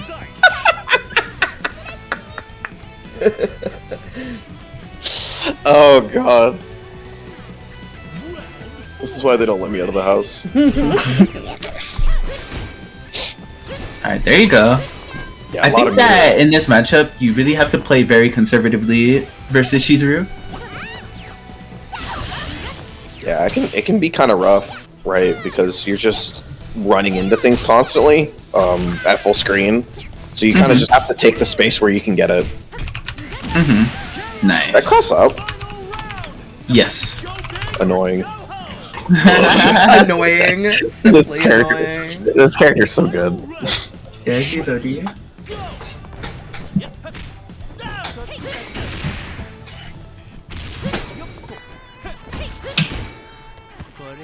Nice. Great throw. Can he roll? Oh, he went for the cross up. That was smart though. At least he got him out the corner. Nice. Oh, snipes the Nice fireball. CTBD. Oh, EX clone. That's the big thing that you really have to be conservative when you play around in this matchup. Oh, we are almost, or we're definitely in death range now. With 4 bars for Ash. Just needs that one big hit. So, you know. Oh, he got it. Yeah. Oh, we're very close to the corner now too. Oh, this is definitely toast. Oh my god, he got it. Oh, god, the panic. Tati's clean. Tati's so clean. Yo, Tati is so clean. Holy, you're right, he is clean. Holy cow. Dude, that was clutch. Wow. I'm sweating more than he is. Oh my god. I would have dropped that combo. I don't care if against someone who has beat me in very close sets before, I would have dropped that. I 100% would have dropped that combo. Yeah. Even if you know how to do the combo and you never drop it, holy. It's So I think that Big Cat actually played that pretty well. I think the largest thing is... It's kind of tough to say because I do feel as if a lot of those matches were close. I think the main thing that was swinging in Toddy's momentum in favor more so anything was the risk and commitments that Big Cat would commit to at times were things that they didn't necessarily have to do. And I think that if Big Cat were to focus more on, I guess, trying to leverage the advantageous situations that they have a bit more by not overextending and putting Toddy in situations where he is pressured into making risk and blowing him up for them is really valuable for him to do. Because I think that the main thing that was hurting Big Cat's momentum in a lot of situations too was the commitments to Shizuru's EX clone and a lot of situations in which meter was spent or commitments were made where you have to sit back and ask yourself, wait, do I actually have to do this? And this isn't me being pedantic, but for example, right? When you do Shizuru EX clone, it's a strong option to do reactively versus opponents throwing fireballs, right? But Ash, Toddy wasn't really throwing fireballs in neutral as Ash, right? Yeah. So you then sit back and go, wait, do I actually need to be using this in this situation, right? Yeah. So I think that just dialing things back more and playing slower, I think would help Big Cat a lot more. I feel that's the biggest thing. I think Big Cat tends to rush a lot in certain situations. Yeah, it's hard to say. I honestly feel like Big Cat's a good enough player that they could probably look at their own games at this moment and be like, kind of figure out what the big problems are. But I definitely could agree and say that there's characters like Ash and Whip definitely want to... They have, like, massive risk rewards change depending on where you are on the screen, right? Like, they're scary. They're like Ash, right? Ash is much happier when you're full screen because there's literally no risk. So changing that slowly but surely is probably your best bet by walking forward, maybe sometimes not even running, and literally just closing that space where you can. And sometimes you have to take 80 damage and chip, but note that 80 damage and chip is like one close C normal or one close D, and then you've pretty much earned all of that back. Or one footsie button. Yeah. So that's one of those things. It's just like it can be kind of hard to play that slow, but it can be very beneficial as well. To get into this one, Memo versus Crack and Atkins. Memo, first time we saw him on stream was I think the first game. And Memo was cooking. By the way, this matchup is bad. and Memo beat Jaws, our winner of last week, so no slouch here. This matchup's bad for Mai, I'm going to assume? Yes. So I actually didn't think that this matchup was that tough until Yurikov actually mentioned it to me. But the main reason as to why is Rock's jump CD is really hard for Mai to contest in the air. And his anti-airs are really strong against Mai. So it becomes very difficult for Mai to enforce her general air presence in this matchup if the Rock player is on point with just shutting it down. Gotcha. Yeah, in matchups in where both the anti-air and the jump-in normal kind of approach at the same angle, it's kind of a hitbox versus hitbox thing, and, it's Rock jump CD, so there's not a lot of buttons that beat that out. Because even if they trade, you're getting hit by a CD, so you're getting knocked down, and the opponent's getting air flipped, most likely. Yeah. So they still come out on top. Like, his crouch C is amazing versus so many of Mai's jump-ins, because her jump normals are really good, but the downwards hitbox on a fair amount of them, they're very susceptible to trading or just losing in certain interactions versus certain anti-airs. That was the sickest round start in history. Did you see that? Did you both walk forward slightly, down back? That was awesome. Pressure. Oh, nice guard cancel. Tries to get out of the corner. Yeah, the Venom or Double Strike just trying to get some space. Nice, jumping away from the Rock pressure. Oh, big jump in. That was great. Yeah, gonna spend it. Nice, clutch. Pressure. Oh, yeah. Just trying to fight for anything here, but Memo goes up 2. Mm-hmm.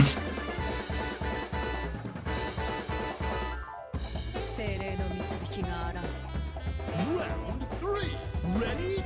So now we got Dolores versus Rock. Something that I think Atkins can thrive with more is definitely Dolores' EX Teleport versus Zoning, as well as her EX Pillars, because even full screen, if she does EX Pillar, she can actually pick up with a light pillar into level 1 or level 2, which is massive damage. So Yeah. it's very hard throwing fireballs versus Anchor Dolores. No, I totally agree, and I think that's like the value of playing this character on Anchor is that you get to do stuff like that and not have to worry about like how much meter you have, right? You just get to constantly pick and prod at people, and if they make mistakes even at like 3-4 screen, that they can lose like 350, 400 damage for it. So now we got Dolores versus Benny. Benjamin Maru. Benny Hada.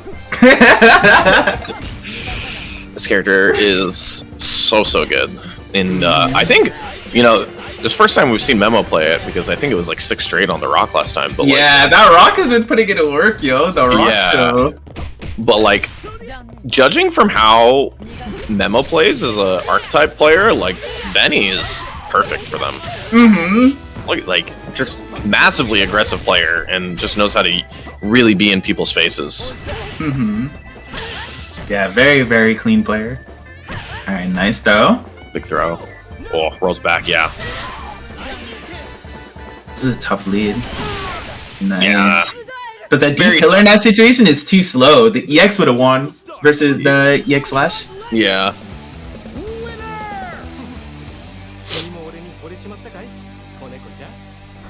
Yeah, this is like a perfect team for an aggressive player like Memo, Rock, Benny, Yori. It's definitely an archetype of KOF players that you'll run in quite a bit.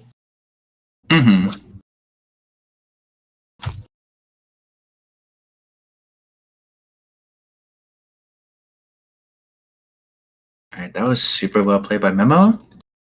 Atkins made a lot of really good decisions there too, though. It was not easy walk in the park. Alright, nice control son. Rage Run is really strong. It's very important to know what to do versus Rock's Rage Run and his Light Hard Edge. Yeah, if you see him do something like Farsi Fireball and you don't jump the fireball for whatever reason, just expect that Rage Run Palm is going to happen afterwards. Because it's just when you space it out like that, it's so good. Yeah, it's safe too. It's really strong.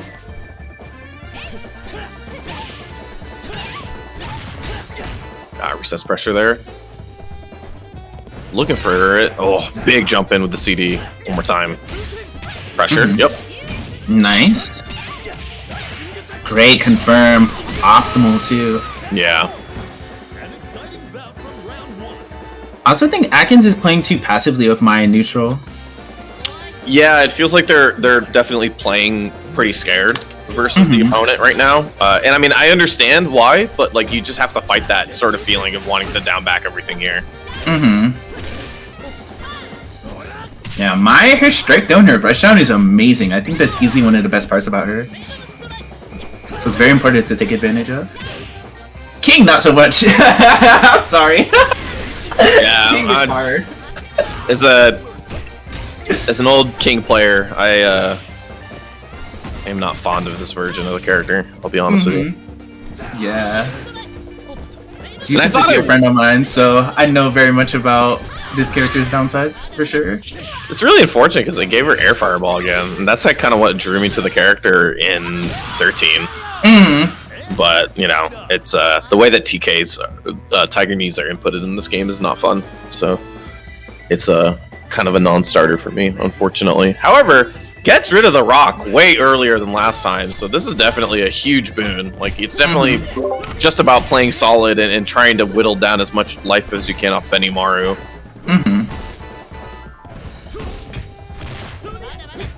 I can tell that Atkins is struggling a lot with anti-airing Benny and Rock as well.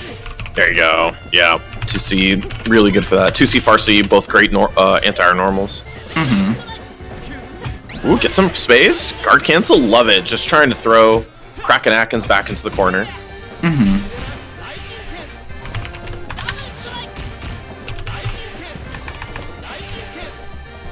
Yeah, you gotta whiff punish the Raijinkens too. It's hard, but it's something that you really have to do versus Benimaru. Especially with King 3D. I think that representing King 3D way more is key for making people not want to approach the character. It's probably the most annoying move that she has. So Yeah. it's really important to leverage it. Nice one. I like this from Atkins though, slowing down. That was good. This is match point for player 2. You can do the 6-speed cancel and the air fireball. Yeah, but like that's like extra startup. Mhm. I totally know what you mean. But Oh wait, that's actually not even real. Well, what I mean by not even real is like, if it's done from a combo, not from a combo, if it's done like as a block string, you can just contest that.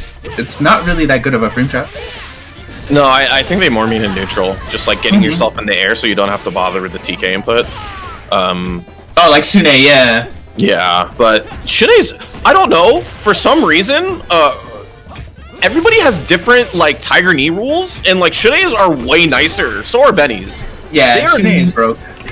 They are not as strict as Kings are for whatever freaking reason. Same, Yuri is another one where her TKs are nowhere near as difficult to do. I hate it. Like, why? Just make TKs easy. Yeah, K-dashes are so hard as well. K-dashes are really tough.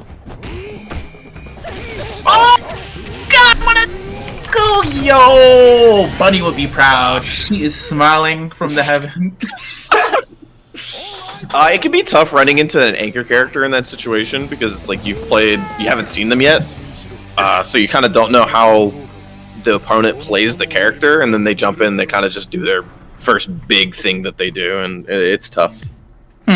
For sure. So, Atkins, I think you played that really well. There's a lot of things I took notes on. Well, granted, it's not going to take me that long to explain because I wrote everything down.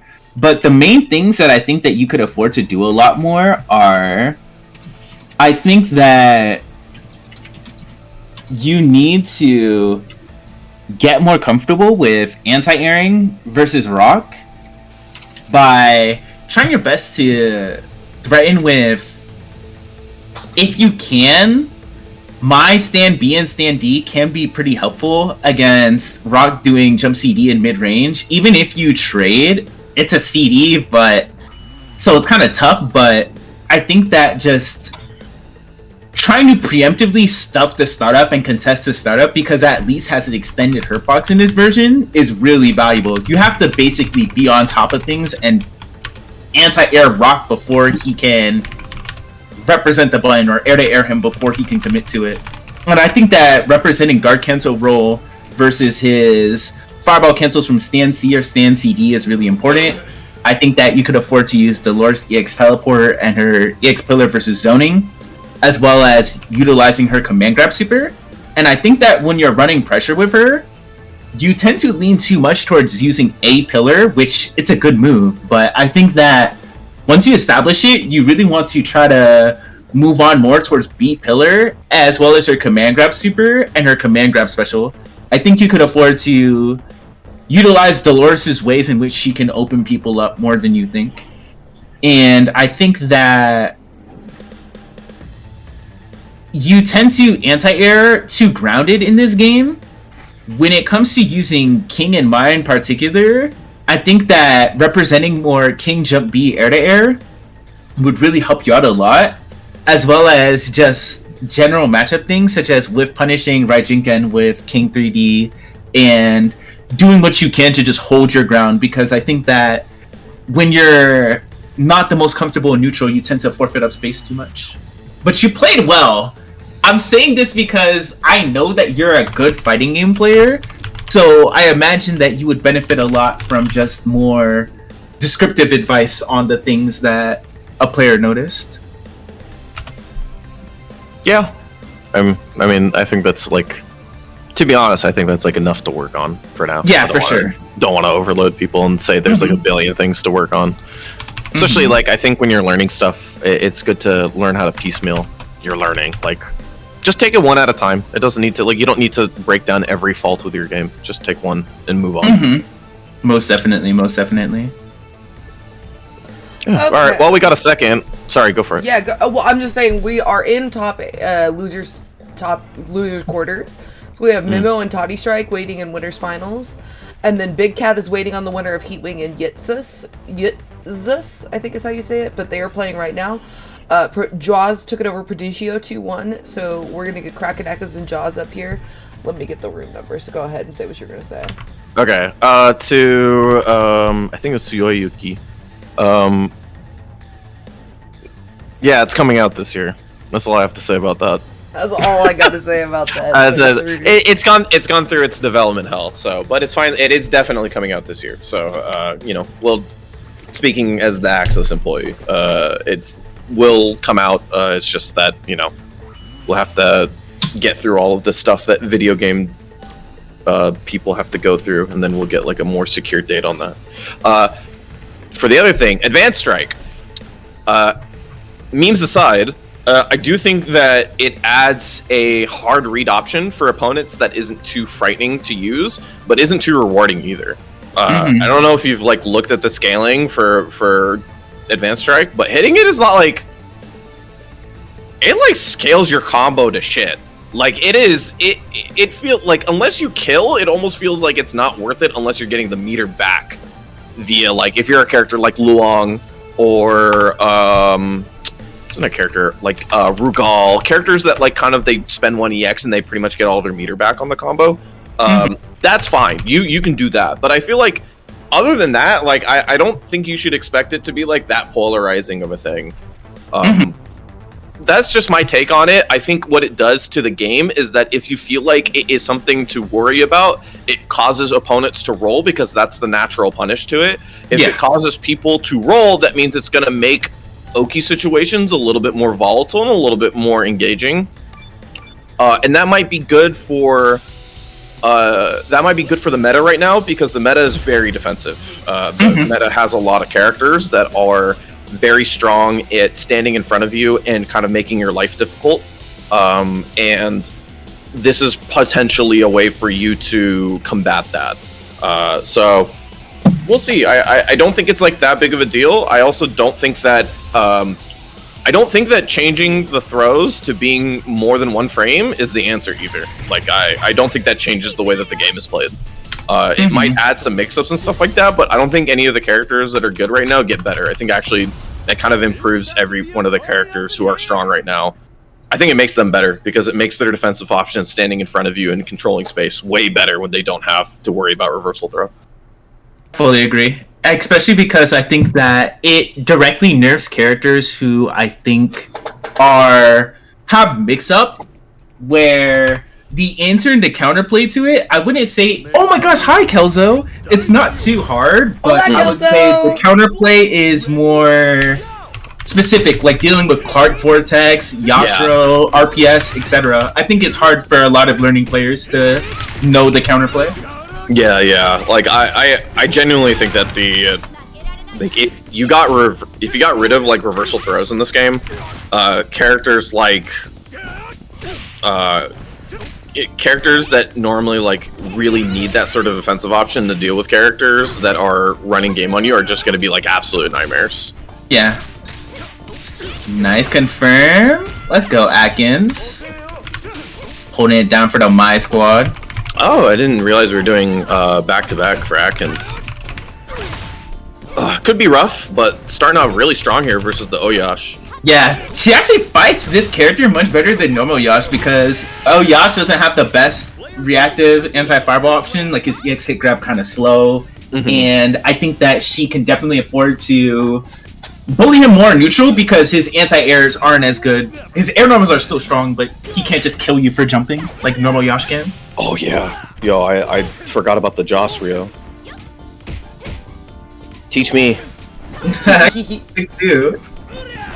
This here, it's really frustrating to see a character this good and watch other people play them, and then just like they're like, damn, this character's so good, and I'm watching these people who are so good with the character just like maul people, and then I play them, and then it's like Weenie Hut Jr. Like I just like don't know how to do anything.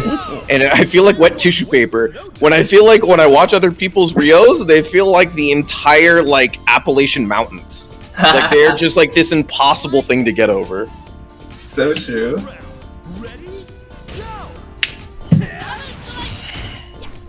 Nice parry.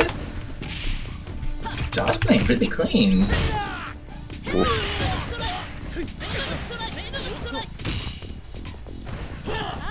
Yeah, did you watch any of the last tournament, Rose? Yeah, I actually saw the grands with Big Cat as well as the top 8. Oh no, Jaws won last time with against Toddy. Oh, yeah, that's right. The Big Cat was the one before, I believe. Yeah, that Toddy was lost the to Big really Cat. close Yeah, one with Toddy. Nice punish. Ooh, yeah. that was really Tough. fun. Had to be only a few frames off of that the parry EX Tatsu punish. I had no clue you can even do that. I'm like, yo, that's actually kind of nuts. That was a patch or 2 patches ago. They gave him the ability to special cancel parry. I don't remember when, but it's super good option for him, so he can win Fireball Wars like that. Oh, gotta spend it. Ooh. Nice. That's a big thing about King Close C. As you mentioned earlier about Clark's, is not strong upwards, so her answers to neutral jump or forward jump in the corner aren't good. A lot of jump Bs will hit her if you try to bait her throw us. It's pretty good. Yeah. Nice. Doris is another character like that. I was right about to mention it. Her Close D isn't good. Oh no. This is hella damage. Oh my god. I love how they do the level 1 effect here. It's so sick. It's so There's like some KOFisms with supers that I love to death with all my heart, and that's one of them. The extra super flash, it's like it feels like it adds so much. And now we got Isla versus Dolores. Oh, no. You can actually convert off of that on counter hit. Yeah, you have an air. You have an anywhere juggle now. Yeah. Dang, that's tragic. Nice one. It's actually oh, okay. Oh wow, I was expecting the EX can. Yeah. Me too. That's fresh. I had no clue she could do that. Nice tack. Get some space. Air to air. Oh. Eats some pressure. Rolls out of the corner. Very nice. Gotta worry about the snipe. Yep. Nice. That was really well played. Yeah, that's one of the things that like is good to keep in your mind. A lot of characters don't have that air juggle option. If you want to use like your footsie normal into that or into max mode, but you should always keep it in mind because the option is either nothing or you have to like structure your pressure accordingly. So yeah, definitely just like it might not feel good to go for that EX hit grab there, but it's way better than you just like wasting your meter altogether. So oh my gosh, Jeanette, that's my homegirl too. That's why another reason why Sylvie's good as a second, third. Just farty max mode, it always leads into a combo because they're level 1. Yeah, it's an anywhere juggle super. It's an anywhere juggle. Yeah, I was trying to remember if it was 1 or 2. Yeah. Yeah, it's weird because like on some level 2s they have anywhere juggle, but not on the level 1. Like it's kind of bizarre. Yeah. I'd say Kraken Atkins is like almost there. The Mai did so much work. But yeah, this player is really good. I'm very impressed with Atkins' play. I think Atkins is playing really well today. This song is a banger too.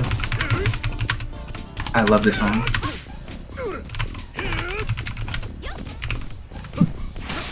Nice one. Great confirm. You know, I think Atkins could actually afford to do EX Musasa B. Oh! I mean, not EX Musasa B, EX Ryuanbu. Yeah, like, I think characters like Mai who kind of rather spend 2 EXs kind of feel in weird positions as points, but once you get that meter and you have this like much of a life lead, I think it's totally worth it. Especially because when she does EX Ryuembu, her reward is better now because her D Hisatsu, her 236D, causes hard knockdown. So she just does the D flip after it gets the hard knockdown, which she didn't have prior. Yeah, it's good. I like it. Yeah. No, I actually think that's totally worth it then. Yeah, you get a lot of momentum rather than just resetting the neutral.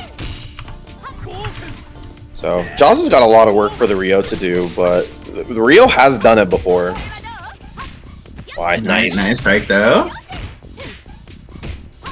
Dude. Nice, stand A pressure. Yeah, in this situation in the corner, you can threaten with EX Kachosen.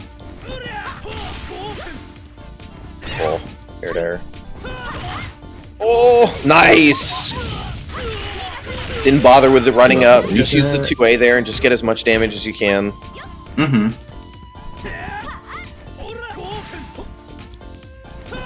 Nice. Gets him out of there. Gets a lot of time. Maybe? Nice. Trying to think about what you're inputting there to accidentally get 100 hands. Like 100 hands. Maybe run up stand A, because 646. Oh, yeah. Yeah, run up stand A, probably. Yeah. Alright, nice jump CD. This matchup is actually interesting. I actually like Mai versus Isla. I play it with my good friend Bunny all the time. Mm-hmm. Nice air throw. Mm-hmm. I miss her so much. The way that you said that. She didn't have Ethernet for literally a year. Yeah, I know, but you made it sound like she's like they're rejoining the civilized world. That's what it feels like. Nice, great throw. Not going down without a fight. But in general, though, because Mai's run hurt box is so strong, her collision box, she has a really easy time low profiling and running under Isla in a lot of situations. Other characters can't say the same, so the matchup's pretty alright for her. Gotcha. Nice neutral jump. Yeah, playing this really defensive first. Oh, spend some of that meter! You have so much of it! Nice one. To be fair, that's something I've gotten a little bit better at recently, so I'm not gonna blame people too much on that one. This kitty color is so cute. Max. Yeah, I use it little too. strawberry shortcake. Nice. Nice one. Alright, how much are we gonna spend on this though? Just gonna go for the knockdown, setup. Oh, empty low! There's a... Oh, tragic. no! Yeah, that requires a lot of recovery. Nice! The Jenny pulling it through. So all on the back of Mai though, just running game on the on Joss's team. It made it so tough for everybody to even get anything started because Kraken Atkins was just so good at just harassing people with Mai. A team switch is definitely... Yeah, I was about to say I'm 50 Isla first. That would have been smart. Yeah. It's about to be a party up in here. The more you're talking up Mai, the more it makes me think like this character has a position right now as this like weirdo anti top tier character because she does fight a considerable She has a lot of amount great of them. matchups. Yeah. I think she fought Cronin last last meta. She fought a lot of characters really well in my opinion. Ready? I think her main drawback, like the main things that held her back was just low damage and the fact that there was just better characters, but I don't think she was a bad character. And I still don't think she's a bad I actually never thought she was a bad character, but definitely the way that KOF players at the highest level think is kind of like a value system of how much effort is it going to take to get like wins with the character, and sometimes a lot of players don't want to just just hit far A into nothing. A lot of people want to hit far A into, you know, damage. Alright, this was paying off a lot. Nice taco. Yeah, nice roll away too. I think the largest thing when it comes to fighting Mai as any character is Mai has really strong. She's really strong at controlling the air and a lot of areas of the screen, but her mobility like that comes to bite her in certain situations. So you want to try to force the Mai player into making either bad neutral commitments or just bad movements because her run speed sometimes in a handful of matchups, it comes to bite her against characters like Kula. She doesn't have the easiest time catching you. So sometimes what you can do is you can force the Mai player to commit to a bad decision.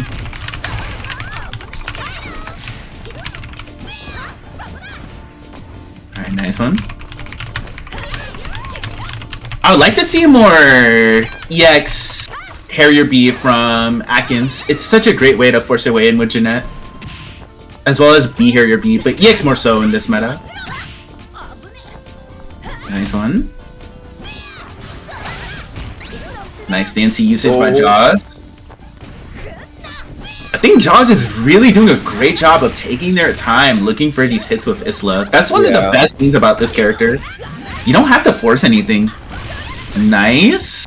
Yeah, for like such a strong mix-up character with a tool like Jump D, she's a character that has like really strong buttons as well. So she doesn't necessarily have to like sit around and force the situation on people. Absolutely. Like if you think of any other character that kind of has that kind of options, like the Jump D, the big cross-up normal option, Angel, Naj, Iori. These are characters that generally don't have the kind of range that Isla does. Yeah, so true. She has like Chris mix-ups. Yeah. She's so weird. She's like, she has Chris mix-ups. Like she has the ability to like footsie you into like slightly negative, and then she kind of doesn't have any. There isn't like a big repercussion to do it. You know, it's kind of scary. And meanwhile, like, you know, it used to previously like. Iori used to be the character, and the reason why he was so good is because he could stand in that range and hit Far D. But Far D doesn't lead to anything. Like, you know, like in comparison to Isla, like her footsie normal leads into mix-up because she gets a confirm into super. Wow, what a read on the throw timing. That was so sick. Very nice. Trying to bait out the throw S. Boy, lands. That's good. This is not gonna kill though. Oh my! That's real man damage. This Rio champion. This Rio tune. I think tune is the most absurd one out of all. That one's really good. I'm not gonna lie. Yeah. I hate that one, which is why I use it. It's bad, yeah. Good shit though, Atkins. Fifth is nothing to sneeze at. Yeah, Atkins was cooking. What did you think better. About this, getting better. Sammy?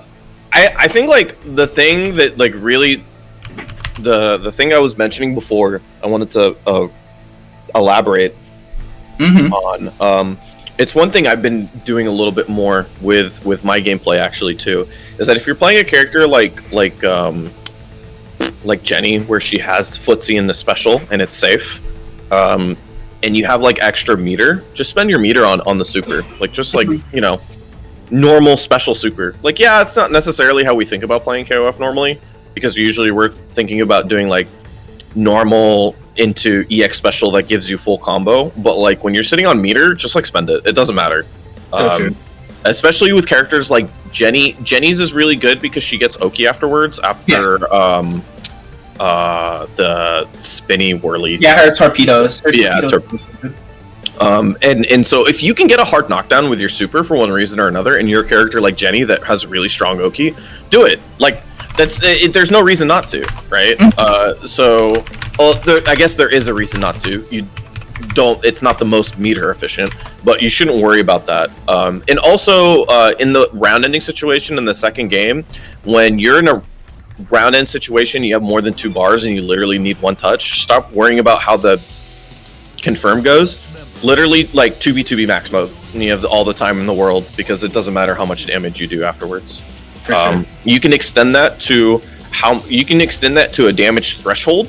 For example, like for the most part, if you have 3 bars, pretty much everybody in the game can 2b max mode into 500 damage. I don't think there's a character in the game that can.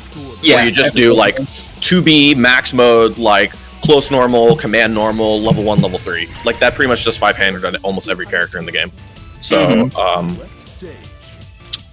Yeah, just like little stuff like that. I just wanted to elaborate on the thing that I said before a bit, because for the most part, other than that, I thought you did like pretty well. Just like little decisions here and there, and like maybe knowing how characters play a little bit more can help. But overall, sure. like, strong game.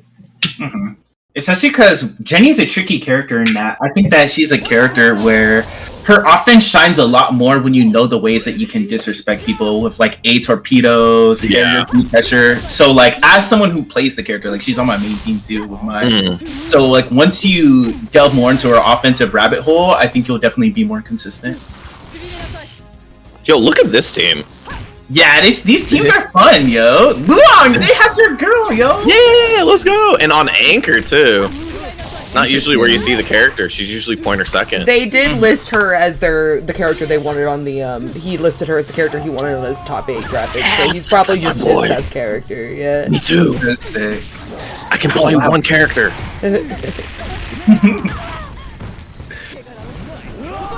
It's fun to see some Osherms as well. Mm-hmm. Oh, nice. Challenge! No! Oh, this one is nice. Good punish. Finish it up. Great. Yeah, good first round from Big Cat. Mm-hmm. I really wish I could give people like advice on Osherms. I just don't know how to put that character together right now. She feels like she's just like an amalgamation of tools. She's a fun character, but I think she's definitely tricky. I spent a lot of time playing her in this game. She's pretty I good. feel like I should play her, but like I don't know if I'm good enough to do it, sort of thing. Like she's tough to play, so I any person who's willing to play them in tournament, like I have a lot of respect for her, because I think it's tough. Yeah, I gotta give you some Oshermi tips sometime. Yeah. All right, nice. Oh, 2A. Big Cat. Whoa, that was clutch. Big Cat honestly looks really comfortable fighting Shizuru. What's good, Yuba? Good shit, by the way. Oshermi sucks. Yeah, I tend to agree, but I think she can also run away with it sometimes in a way that you don't expect.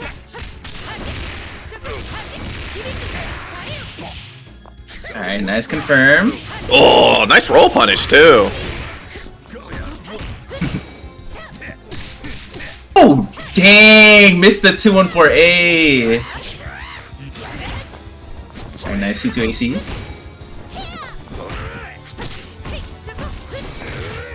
Nice. Nice, great jump CD. Oh! Either one of those could have been confirmed. I know they're very awkward though. Oh, great hit confirm. Yeah, very That's nice. something that a lot of people don't know. Off of Shizuru 6B OTG, she can still pick up off of it. So getting comfortable with it is really valuable. Nice one. Great throw. Nice. Nice. Nice and simple. I like that, Big Cat. Oh, try to go for meaty 6A. Yeah, I did it first. That move is Yeah. Yeah, I really like that Big Cat just spent it on the super there, because I don't think there's a character more like suited on just spending a level 1 to take pressure, because she just locks out your specials and then you're like, cool, I get to jump in with impunity, because you can't do anything about it. Mm-hmm. Alright, let me see the long. Let me see good stuff. You're playing my color, so you have to be good. That's how it works. Oh, nice. Oh, yes. That was Nice airtight. roll away.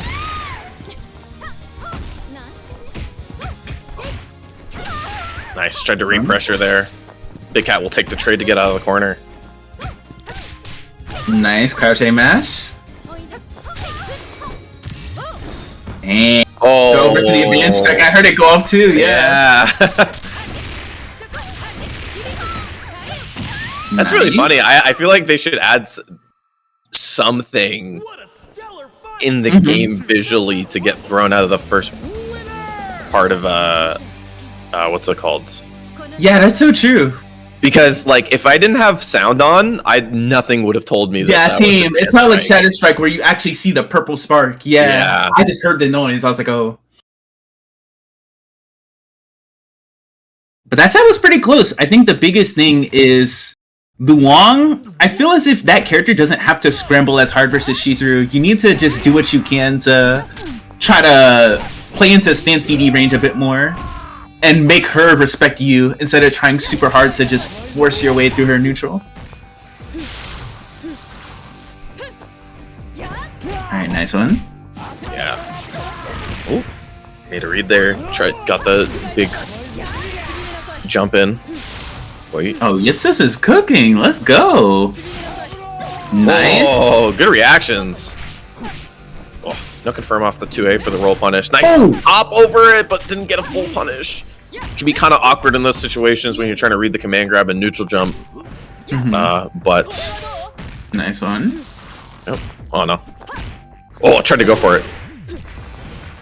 Does that work on big characters? Yes. Oh. I like the thought right there. I was like, oh yeah, Osherm's jump seed doesn't work on top, but it's only a jump cross up, but on big characters it's a hop cross up. Oh, alright. Osherm's kind of cooking a little bit. Oh, nice. Oh, nice confirm, Big Cat. You love to see it. Yeah, good stuff.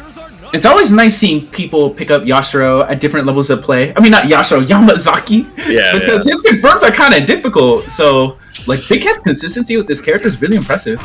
Yeah, this character is different in the sense that he doesn't have light normals in the EX.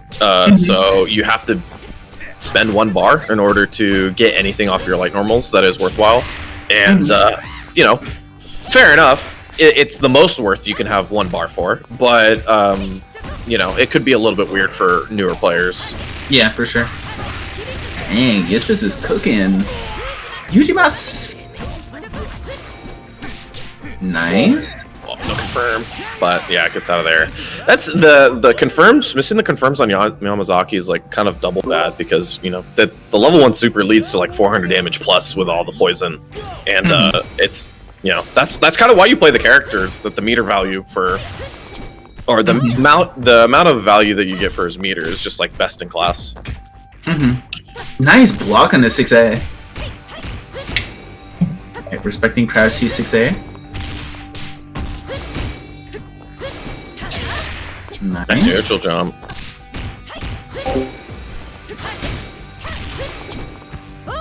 Nice. That throw after the C clone has been really helping out Big Cat. Yeah. Dang, that's hard. You can hit confirm her stand D into quick max, but it's tough. You have to be really ready for it. Imagine it's double tough online too. Yeah. Nice! Oh, I was going to say maybe Seal would kill. Nice. But then I remember Luong's in the back. I was like, oh wow, this is kind of tough. Yeah. That's a bit of an uphill battle. However, the way that Big Cat played the last time this matchup went out, like, it's definitely doable. Because they pretty much controlled Luong the entire time. So you have to have a lot of confidence to get through this, even though the last time it did not go as well. Nice block on the cross up though. Yeah, that was they've shown it. Oh, wanted close D there, a little bit too far. Oh wow, nice! Yeah. That was clutch. Good chase down punish as well. That was a nail biter. Keep an eye on this matchup. Winner! It's very nice that her close D has such a big activation range, because with certain characters, they would struggle to punish that with a close normal. Yeah. It's one of the things that is kind of weird about the character. She has this weirdo range where it's like if right outside of her 2B, but inside of her Farsi is like a 6 frame gap that kind of like doesn't have anything that exists that reaches. So a lot of the times people want to do their close D as a punish because obviously it gives her the best combo, but sometimes you can be out of range. So a lot of the times it might be better to just actually 2B there and just secure for sure your punish without having to worry about the proximity normal activation. Oh, spending 2 on this one. Nice knockdown, setup. Cross up. Yeah, nice. That was a good setup. Yeah, nice blocks though. Gives Big Cat another opportunity here. Oi! Oh, miss From the top Sonic, rope! not like this! Punish me right. I'm not wrong. The game was wrong. Oh, that is definitely one of the hardest things to accept in KOF. having your anti-air lose. Like it's a fact of the game. It will happen. For sure. Alright, Big Cat holding on to a strong lead here. Nice run up though by Yitsus. Great crab seed. Oh. Yeah. Nice. Wee! Great read. Dang, that was Roll clutch. into full punish. Both point characters are knocked out. This is kind of where I would probably say that Yitsus has kind of the best opportunity to change the pace of the game is with the Chizuru. I feel like it's been the character that's kind of been carrying the most weight for his team. Oh, nice. Oi! That looks like a missing cut. That's tough. Needs a Yeah. miracle. Burn to fight. Ready? Go! Well, trade. Pretty much every trade's going to be in Yitsus' favor, so as long as that they don't eat it into like a full combo or something.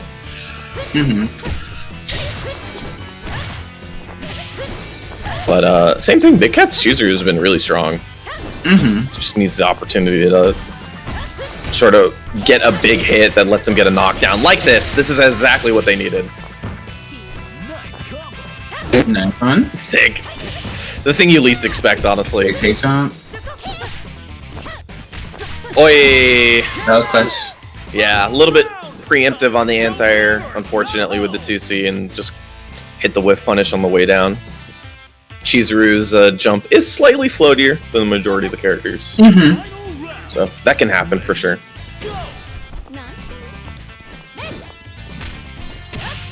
Nice. Great KFC anti-air. Oh, tried for it. Yeah, I'm gonna spend. Nice! Knows how to deal with that. Oh, air to air lands first. I think they messed up a setup, but either way. No, they didn't. I'm on. Nice safe jump. Oh, in the corner. Tried to go for that Shatter Strike. Ugh. It's so tough.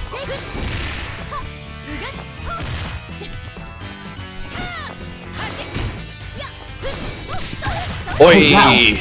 It's a big jump in here. Free kill. Goes mostly meterless on that one. Just the 1 EX for the combo starter.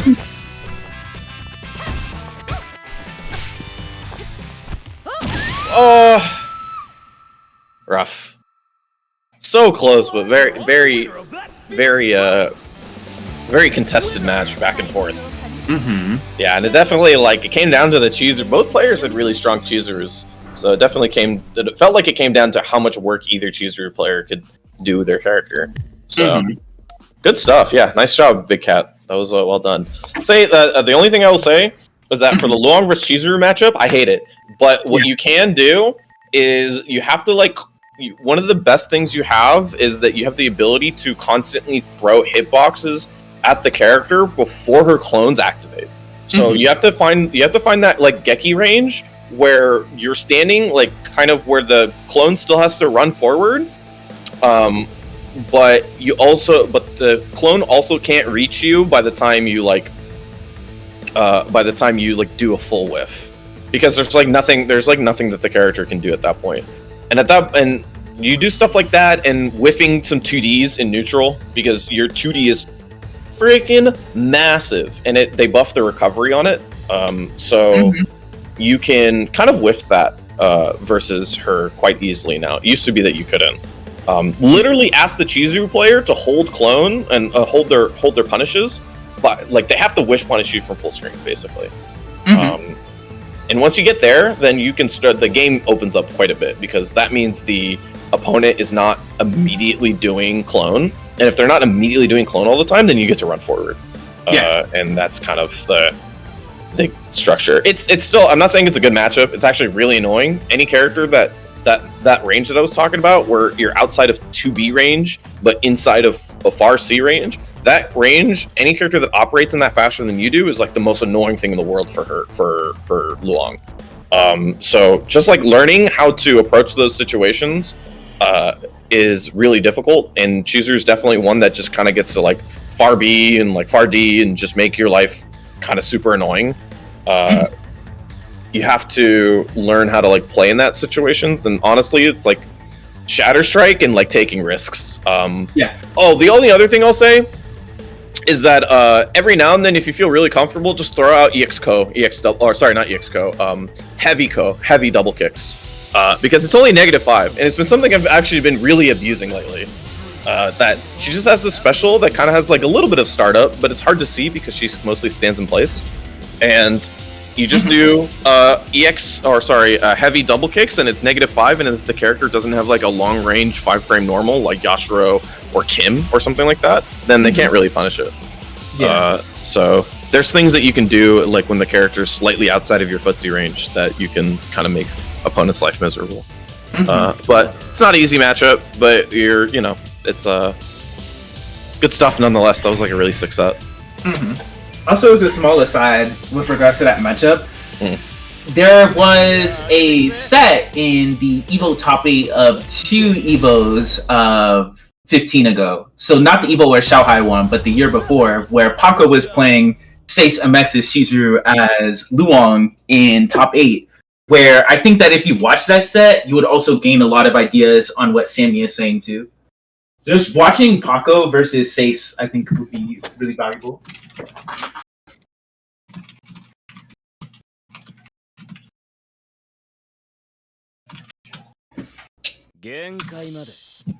Okay, well now we have winners finals. It's going to be Toddy Strike versus Memo. It's going to be a 1st to 3, so a little bit more time. Yeah, wait, I'm actually curious because sorry to cut you off there, but is Memo friends with Kelzo and the other MX players? He is not Rev, he is Esta, but Jaws is Esta as well, so not MTV or Rev, but Esta, so I think he is. I don't know if he knows all of the Mexican players, but he does know several of them. That's so cool. They're so sick. Nice to see.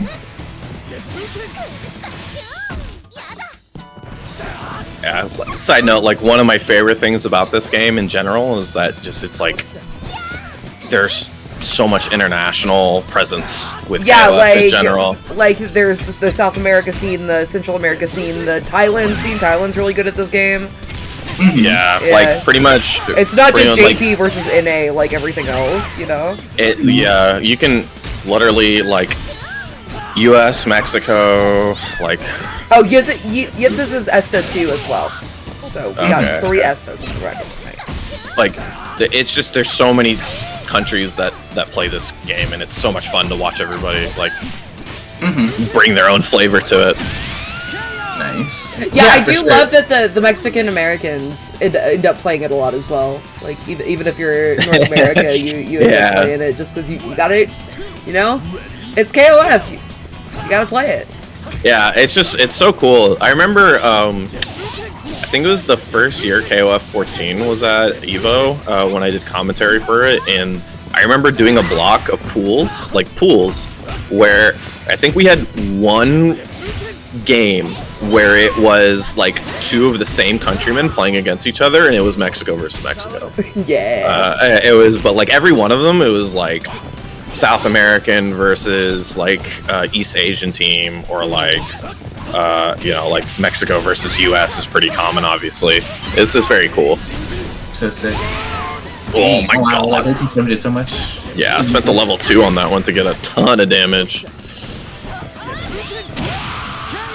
Yeah, good jump on the fireball. Unfortunately, lost a lot of life for it, but has a lot of meter to turn the favor on this next game. I also want to give a big shout out to the people in our tournaments who speak English and Spanish, and will help out the people who only speak Spanish. Because Google Translate can only go so far, but like Nacho, Toddy, Kuma help out, Cat, Big Cat help out with that. I really appreciate it. Charlie does as well. Yeah, it's extremely nice of him. Especially because it's nice that we're also able to give advice to those players as well. Like, I was able to tell Kelzo a lot of things to incorporate. Wait, Nice. big jump in. Has made a lot of headway on this second or third round, I should say, but has not needed to spend a lot of meters, surprisingly. Boy, oh, bad situation to be in.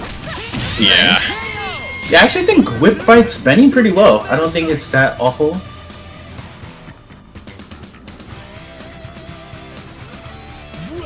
Ash versus Benny Maru. Only Have you because seen a lot of meters? I took a Spanish class. I took Latin in high school because I'm the fucking lamest motherfucker here. But I did take a Spanish class because my husband is from Panama. So I took a Spanish class to be able to. His mom only speaks English. She does speak English. She just is more comfortable speaking Spanish. So yeah. And I'm also Texas, so I know, like, you know, a lot of the slang. Just 'cause I'm in I was about to Texas. say, I lived in SoCal and I played soccer or football with Mexicans my whole life, so I only know the terms in soccer for, and that's it. That's pretty much all of it. Oh, Nice. that was a great Jump. jump. Yeah. Scary situation. They're kind of both in kill range. God. Oh! Yeah. Is that it? Are they close enough in the corner? Okay, no, not quiet. Level 1 after. This might kill, actually. Yeah. No, doesn't go for it. I think it kills. I think it Yeah, I kills. was thinking maybe the level 1 would have killed. Oh, chance. Chance for Tati here. Just needs a touch. Tati's got a ton of bar. If he can get a quick mag. No! Okay, I don't mind that. I actually don't mind that. Block it out. Cool. Dang. Nice. Oh my god. Oh, the guard break situation. Oh, presses on it. Oh! No! No! That was so close. So I think he totally dies if he does level 1 super follow up into EXA grab. Right? Yeah. You think that would have killed too, Yuba? The level 1? I think so. I think level 1 into the grab afterwards. I think it. Wow, that's nuts. I just realized that, like, Iori just gets to spend like a bar and a half extra on his combo for like no reason. Yeah, I think it with 100 health. I think it totally would have. OTD just 50 every time. Is what you says. Yeah. Okay. Then I don't necessarily know how much the follow up level 1 super does on with full scale, but I definitely feel like it's enough. That's the feeling anyway. However, nice input. Well, not nice input, but that's tough. however, I will say that if Memo didn't do it, there's probably a good reason. Like, if they didn't feel it, then there's no reason not to like go, or there's reasons not to go for it there. So keep the meter. It leaves you options to like maybe guard cancel back into the corner or something. I can understand it to a degree. Alright, Toddy trying his best to play a lot more aggressively this time The around. shimmies are playing Street Fighter.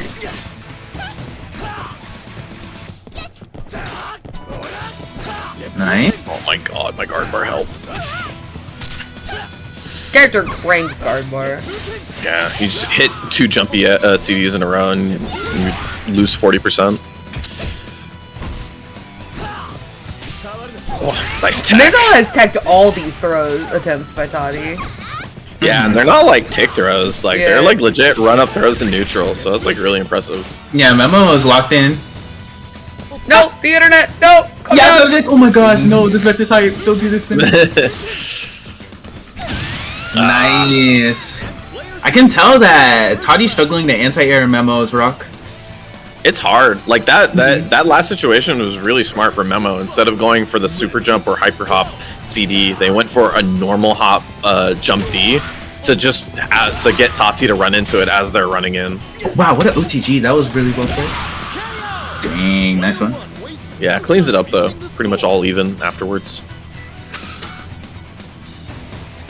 It's definitely like that jump that I'm talking about with Rock is like definitely the next layer of learning how to deal with people who are good at anti-airing.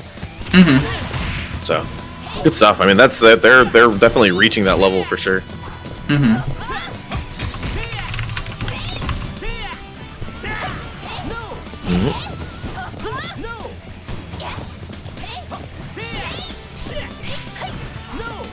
Yeah, just rolling away from the air situations too high. I was about to be like, Raiko Ken would've. That's tough. Oh, yeah, that's rough. But both very much just jockeying for that position. Yeah, they're both playing way more proactively. And nice frame trap.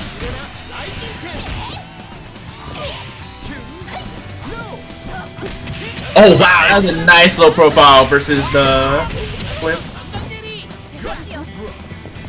Toddy saving all that meter for Ash, but might have to dump some of it on if he gets a good hit. Believed in it. Oh wow, jump back D, that was very nice.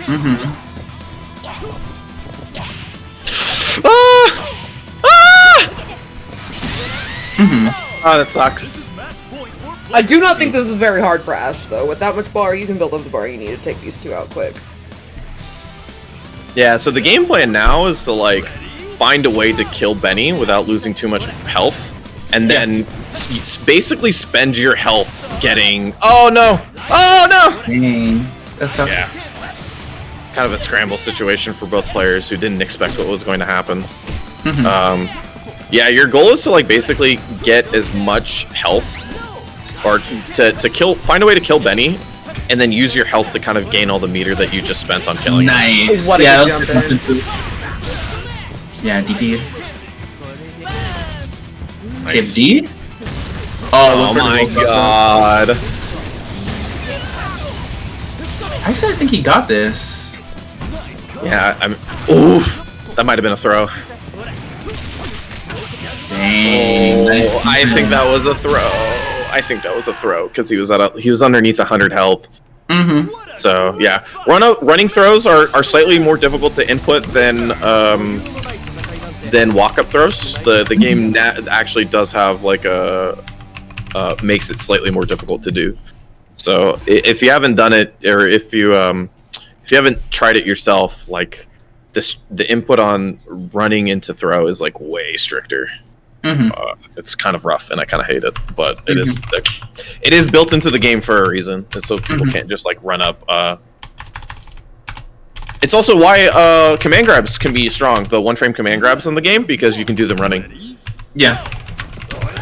What I usually do to prevent that, something Juicebox told me, is you do 664C. It's hard to get used to do 4-4 back and throw, but it's very, very important. No, it's definitely coming from Gear. It's very hard for me because Gear is also a forward plus button throw game. And so if you do 4H in that game, then you get back throw. But you don't, which isn't the case in this game. Yeah, it's very different. You're right. Yeah, in this game, 4C still gets you your forward throw. So you just have to get used to it. Oh, a big jump in. Yeah, we're spending for this. Nice. Run up throw. That was meaty too. I wonder if you tried a wake up roll, but I mean he did recover your roll. But yeah, that's tough. To tell yourself not to recovery roll there, but I mean it's a mix up no matter what. So yeah, definitely a great round from Memo there. Nice from CD. Kind of like the first time we've actually gotten like a handed rock round. I feel like it's been the case for every other match. So puts himself in a healthy position here. Memo, jumps himself into the corner. Dang, Toddy turned it up. Yeah, definitely this character can annoy a lot of opponents and I think I don't know, Rock seems not Rock, Memo seems like pretty comfortable against Whip. If Toddy makes it back for grands, I might take Whip off because like none of the cross-ups are working. I think the largest thing that he needs to do, what a confirm. I think the largest thing that he needs to do more is to just play more defensively, because I think he's not used to how aggressive Memo is playing. Of course, Memo's making good decisions in neutral as well, but I think if he focused more on trying to hold his ground and less on trying to force hits versus Memo, because when he's trying to force hits versus Rock and like out air neutral Rock, he's running into situations where he's getting caught by jump Ds or jump CDs. Right. So I think that forcing Memo to slow down more is benefiting him more than trying his best to just stop the aggression from happening outright. I agree. I will say, for Memo's comfortability versus Whip, Mexico loves Whip. They've always loved Whip. So there's no way that this guy hasn't played against a billion Whip players. Yeah, Whip, Angel, Ramon, they're good versus like all the characters that America struggles against. Yeah, exactly. I love Raijitkin, like, just, like, putting it out, like, this is a wall, you cannot do anything about it. Oh, it's Just so deal good. with it, yeah. It's so good. There's so Dang, little great the area. majority of the cast can do against just, like, whiffing Raijikin. Nice roll. Yeah, good option for dealing with that, the mix-up that Tati's been doing. Like, you see how in a lot of situations, let's say, but you see how in a lot of situations when Toddy's committing to throwing Ash Blooms, Memo's trying to threaten with any jump D to just aggressively stop him? Yeah. Dang, this actually might kill. Yeah, I Getting think it from the definitely bar, kills. yeah. He got it! No! All the bar in the world, dude, to kill her! Oh, that was it. That was the kill. Missed the super confirm. Nice. There's a chance. There's a chance here. Now, a lot of time is run out, unfortunately. So, Tati's not getting a lot of health back. But there is a chance. You get, like, if- one big if- hit, yeah. If Tati gets the opponent down underneath 700 health and builds that third bar, that's the kill situation here. Oh my god! Oh, has to spend it a little bit earlier. So they're not going to get the install, unfortunately, but gets a big hit. So you're pretty much playing for EXs now. Nice. Memo played that really, really well. Yeah, that's tough. That decision right there to confirm or not to confirm is like incredibly difficult because you don't know if you're going to get the hit again. But I don't think there's a wrong decision in that situation. I think either or asks you to play the game a little bit more. So, hey, either way, good stuff. Memo moving on to grand finals. I mean, you know, for Tati, it's definitely like one of those things that ends up being kind of difficult to play against characters like Rock, who just kind of control the air so well. And just run at you with like these huge hitboxes, like Rage Run Palm and Jump CD, and like just makes it so like every approach feels like a nightmare. Yeah, for sure. I think that Memo too. Like, I was extremely impressed with that player's conversion. Like, Memo's play overall throughout the entire tournament has been very phenomenal. That's the thing about beginner and intermediate tournaments. A lot of people think that the players in tournaments aren't going to be doing anything that's noteworthy or worthwhile to watch, right? They're gonna be like, oh, why do people want to watch these players, right? But no, actually, it's awesome seeing players learn to make great decisions and the improvements and adjustments they make week from week, as well as seeing them evolve into really strong players. Like, wow, these players are actually really, really good. Oh yeah, totally. It's like genuinely one of my favorite things is to watch people improve slowly but surely. And like, I think even more than that, watching people play in TMN, I feel like they improve way faster than the TMN players are genuinely strong players. But Toddy, the main thing that I was going to tell you is that I think that you need to focus a lot more on playing more defensively by trying to hold your ground and contest Memo's air approaches, because Memo's playing really aggressively. So there will be situations where you're trying to back off with Ash and throw booms, or you're trying to force situations too hard with Whip, and you're getting contested too hard because Rock's air normals are much faster than Whip's. So he'll be more likely to beat you out in an air-to-air situation if you use Jump CD. So I think that focusing more on trying to play more defensively and trying to make Memo slow down by punishing Memo's commitments over time will help you out more. So I think that in going into Grands, if you fight Memo again, focus on playing more defensively. Oh wow, that was a hell of a backdash. Yeah, hard backdash. Yeah, that was definitely a Guilty Gear backdash. But that's the exact read you make on a command grab right there. Yeah, that was something. Big damage, roll, setup. Oi, nice chase down, but hit him out of the air, so nothing afterwards. Mm-hmm. And we actually guard canceled. That's a big commitment for being this low. Yeah, and doesn't have the meter to spend on the combo. I would generally tend to avoid. That's like hero bursting in gear. Like you kind of burst it. You kind of spent this resource when you don't have a really strong avenue for winning. So I would generally avoid doing guard cancels when you're like that low on life and don't have any more meter. Yeah, for sure. Hero burst is such a funny term. Yeah. It used to be like 100 different bursts that people don't know about. You know, Cali burst, Canada burst, redacted burst. That's so funny. Domi burst.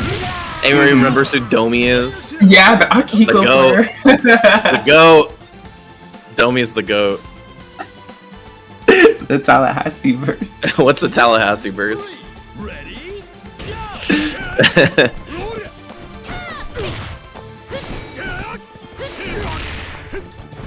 Yeah, Joss, I mean, joking around, and then Yashiro kind of just deleted 2 characters because he does that. He's gonna try one more time here. Big hit.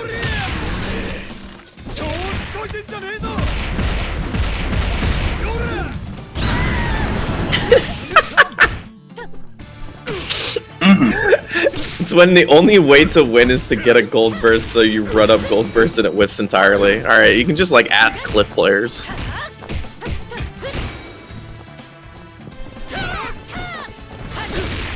Oi!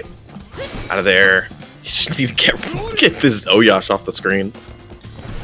Big Cat's playing this right though. It can be frustrating to be 2 characters down and have to deal with this like last bit of health, but Big Cat plays it right and just kind of just uses their better neutral, better positioning to win it overall. Reach for the top. Ready? Go!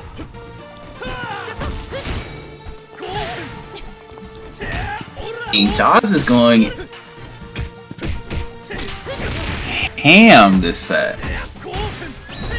Oh wow! I really respect the Koken into Shatter Strike. That was a good gamble. Yeah, that was a smart gamble, right? If they do CD or Fart D, that's the win. So, yeah. Very, very nice, very smart decision making there, even if it didn't work out. But yeah, pretty much the back of Oyash just running game on most of the team. Rio didn't have much to clean up. Oh, reminder by the way, this is loser semis, so one more game for Joss to go into winners or losers finals. Yeah, I agree, Yuba. Yeah, there's a general thing I have to mention to Tati afterwards. I'll bring it up during the break. Ready? Oh, I tried to whiff punish.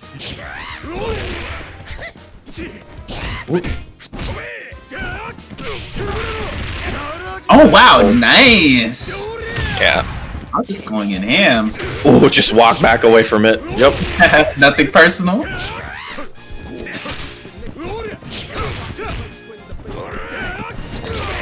This Oyash play is really good. Yeah, very, very strong. Oh wow! Doesn't quite get the bar to spend it, but oh, confirm. Confirm the first hit of Snake. You're a monster. I jumped in with punch. Let's go, Big Cat. I can't do that to save my life.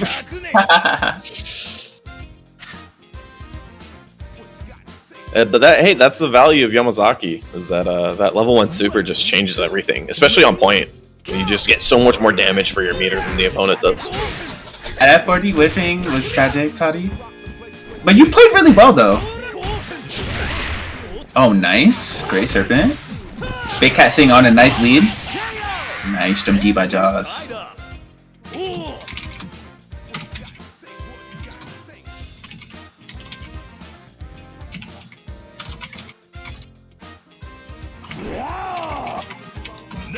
Now we got Dino versus Rio.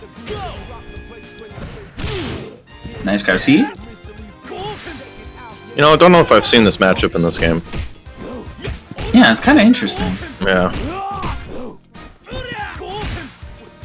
But I generally would think that heavy fireball is actually such a nightmare for King of Dinosaurs because he's such a huge hitbox, and when you're in that perfect range, Rio, where H fireball is like slightly negative or even, like it's such a hassle to get around. Yeah. Oy. 9. But you are playing Dino, so you know you can fix every problem with a nice read. Whoa. Dang, great jump C. Oh, yeah! Sick confer. I'm telling. That's the sick thing about this character. You can fix every problem with a good read. Ooh, holy cow! That was so sick. This character's so cool. I love Dino. All right. Alright, nice buff back jump D. Oh, air to air. Ooh, nice read. They're staying put. Oh my god, there's a lot of butter on the bottom of the screen. Jesus. Oh wow, nice no! Oh no! Little Nice. slaps on both sides. We're back even again. Air to air. I can tell that Jaws is actually struggling a bit with anti-airing Dino's approach options. It's really key in the matchup. Nice. 2 front. Oh. Go back to back. Yeah, just roll away. Definitely important to show that you'll do it at least once. Make them start roll OSing. Oh, wow. Oh. Scary situation for Joss. Even though they have that life lead, they are one touch away from. Nice. Oh, Yes, gets in. sir. Oh my god. Oh my god. Why are you playing this comp, Big Cat? Oh my god. Oh my god. Oh my god. Oh. Big Cat played that. Dude, Big Cat's so sick. Like that. You're like a touch away from Isla with this character that has like a full screen fireball and like half screen normals, and you just made so many good decisions because you didn't panic. Oh my god. That was extremely clutch. Select order. God, the Dino just definitely helps that the Yamazaki, for the most part, I feel like, hard read the, Dino, yeah. hard You read get the it. matchup change. That was sick. That was super smart, yo. I love order select mind games. They're so much fun. It's so funny to me when people go to order select, right? They'll try to buy game you, and then they'll pick the same order. It's like, oh my god. I've definitely done that before. It's kind of BM, honestly.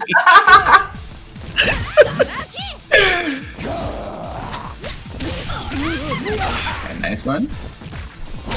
It does. However, the matchup does change, though, right? It's not exactly the same as it was before because Big Cat and Joss don't have meter, so it'll be a little bit different than last time. I don't honestly know if it's better or worse because both Dino and Isla love meter, but Joss is playing this way better by just making hard, aggressive reads on Big Cat right now.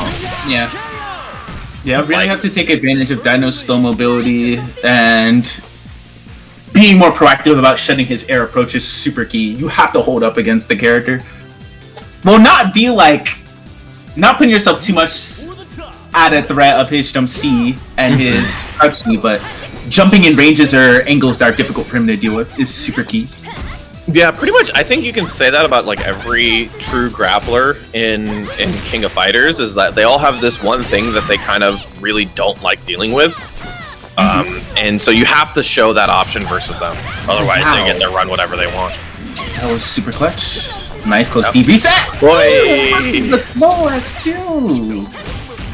Dang, nice bait. Oh my goodness. Crazy good round for Joss, and now, unfortunately for Big Cat, a massive uphill climb.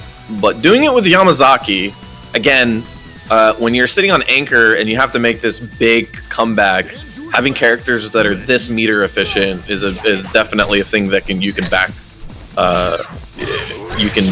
bank on, I should say. And this is the first hit right here. No, we're spending it. Oh, we want this character gone. That does so much damage. Oh. On top of the poison.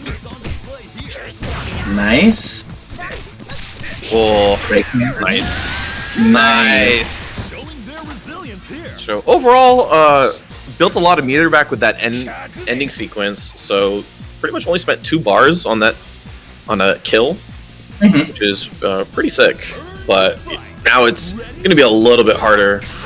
Characters like Rio, who just controls the neutral so well, gets a big jump in with the jumpy. Oof. No, Dang, okay. Dang, too late on the anywhere juggle. That's okay. It can be so hard to punish 100 hands because you don't want to stick your hand in the blender. Yeah.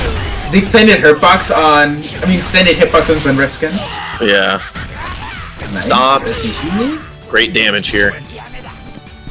Becca can honestly make this happen. Still on pretty good life. Oh. Why does Yama spread his cheeks when he gets knocked out?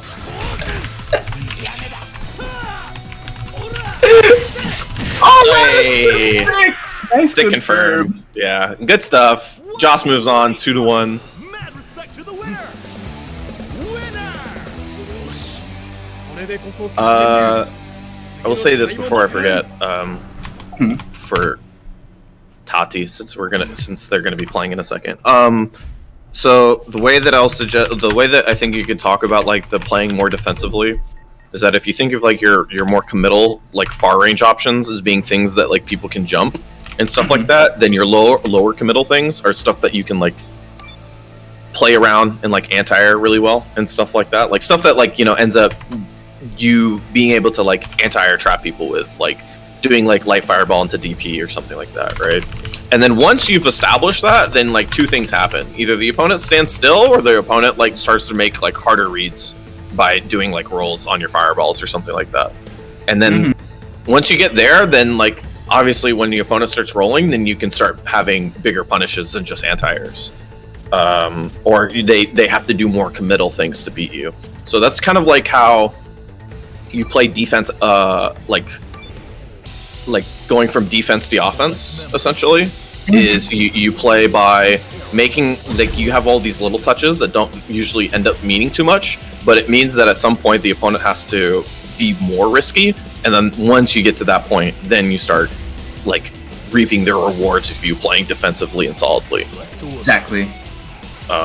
It's hard, but it's definitely like when you play against massively aggressive players like Momo, it's definitely one of the things to like.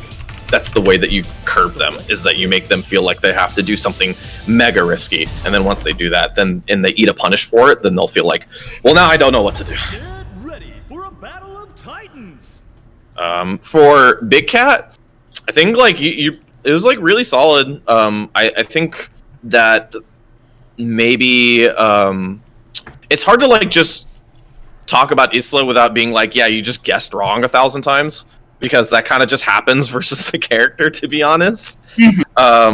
But I will say for Yamazaki is that I think if you're playing the character on point, you should learn to play him a little bit slower, because you don't have to commit to anything very often as that character, because he has huge long-range normals and is a character that's kind of a pain in the butt to get into. And generally, you should probably play for getting your first bar before you start playing a little bit more aggressive, because that way your reward's meaningful. Because to be honest, like light into Snake Strike is not a reward. That's like 150 damage. So that's just thoughts on that, I guess. Yeah, that makes a lot of sense. Alright, nice jump D.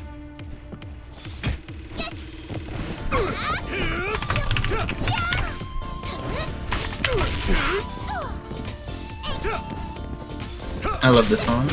Wait. There you go. 1EX gets the opponent in the corner. Oh, trade in Josh's favor. Just any hit will do. Yeah. The amazingness that far B is will be just enough. Oh, what song is this?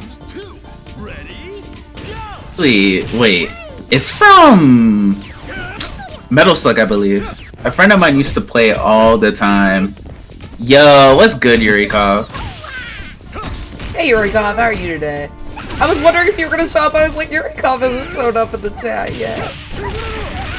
Oh, it's from 2001? Damn. Oh, I will admit to my I'll admit to my what's it called? Ignorance? There's a better word for it. I'll admit to my lack of knowledge into like 2001 to 2003 music. Hater, little hater, major Chris hater. Morrison, you're on for some. No, No, definitely not. Sorry, go ahead. Yo, I hope your night's going well for sure. You liking Reloaded? Oh, are you playing Persona? Let's go. Alright, nice air to air. Jump back C? What? Why is that? Like, how do you think of this? It's like the first time I've ever seen that. Tati gets a big hit there. Gonna cash out on it too. And damage every single time I see it in my life. Nice one. Plus frames. 40. Cool. Doesn't do anything there. Looking for that DP probably. Mm-hmm. Oh, wow. just Nice, you sneaky. scary situation. Nice throw. Mm-hmm. Not often you see. Oi, Yeah. big web. Yeah, not often that you see jump B is the option for Sylvie players because jump D, jump CD, jump C, all very, very strong normals in the air.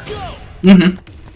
But jump B is still super good. It has a great angle. Can definitely throw people for a loop because of how little hit stun it has in comparison to using all the other air normals that she normally uses. Yeah, for sure.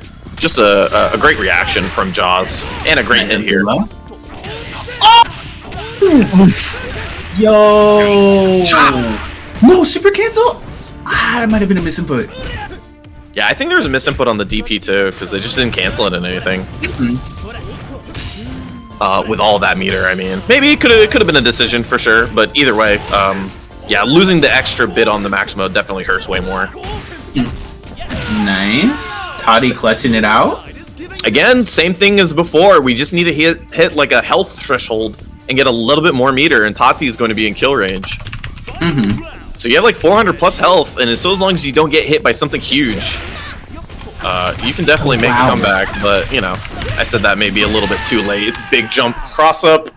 That's the first game going to go to Jaws. Mm-hmm. This is losers finals, right? First of 3. Yep. Yes.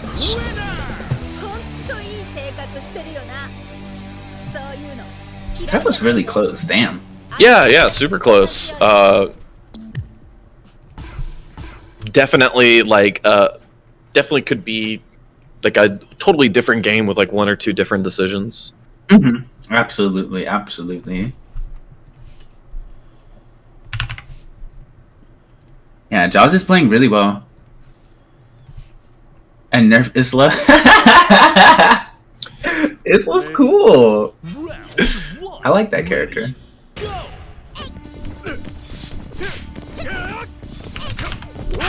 Oh, nice. Wow. Nerf Isla, because every time I put her on the top 8 graphic, I always have to cut. She doesn't have a transparent, she doesn't have a transparent, character graphic. Oh, she does. Yeah, on Team Cancel. Oh, wow. Rolled away. Oh, big hit. Definitely can stop. Oh, drop the ender. Nice. Throw tag? Yeah, Yeah, this is the situation though that Tati can make the comeback with the character is when you have the opponent in the corner as Kula, nice anti-air. Oh my god. What a nice breath. Oh, one touch! You off the single hit though, Tati? Oh my god, that was clutch. That was a great Sandy. That is like the unfortunate thing about this character is that when she does something like that, like 2B EX Tatsu, that she doesn't have any way to spend another EX in the combo. Like if she's some other character, she gets to spend another EX and get a kill. Yeah, for sure. But she needed a whole meter, and Tati was literally like a millimeter away from it. And that's kind of why you play her point, like because she having you kind of just want to spend one EX over and over again, but not a big deal. Too much. Sylvie cleans up. And now we got Sylvie versus Rio. Tati was having a bit of trouble in this matchup last time. Yeah, I mean, Sylvie wants to run up into your face, right? And Rio just has such good space control. Well, gets a big hit, though. Why does this do so much damage? Every single time, bro. Every single time, it's like, what is happening? Yeah. Very nice crouch D. Oh, rolls away. Nice. Another great RC. And Sansi coming in clutch.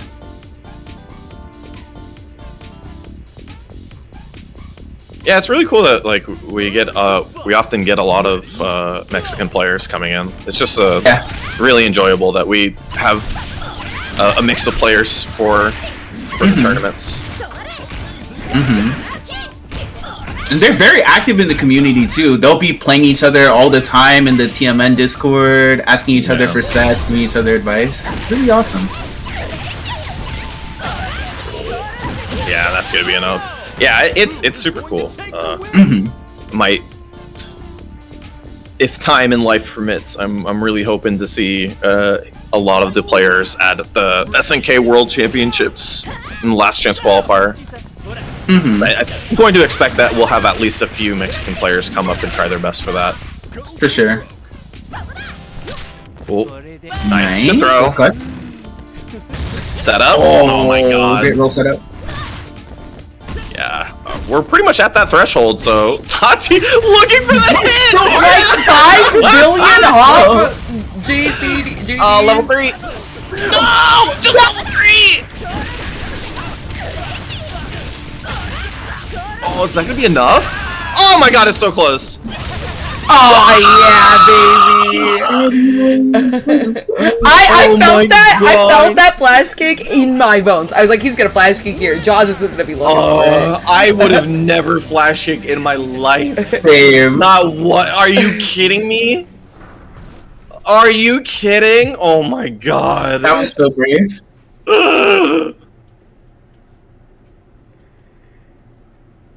Oh my. I mean, so in that situation, if you get the flash kick, you win the game. You're 1-1. If you don't get the flash kick and they block it, you lose your 2-0. Like, you're not out of it still. So I think the risk reward there was worth it to be 1-1. Yeah, sure. Yeah. I think that's the scariest thing I've ever seen in my life. It was very scary. Yeah. I would have done it. I was sitting there and I was like, you know what I would do here? I'd just flash kick on wake up. No, you're stronger than me. Oh my god. Gets the bar for it too. On That's if you play a character with a 1-button DP, which flash kick is kind of 1 button, you just know it. You know it. Nice. That was really clutch by Jaws. Wow. I think the largest thing is he needs to slow down a bit and focus harder on shutting down Yash's jump options and hop options. It seems really tedious and annoying, but you really do have to stop the character from jumping for the entire match, or like a lot of the match's duration, based on how they're playing.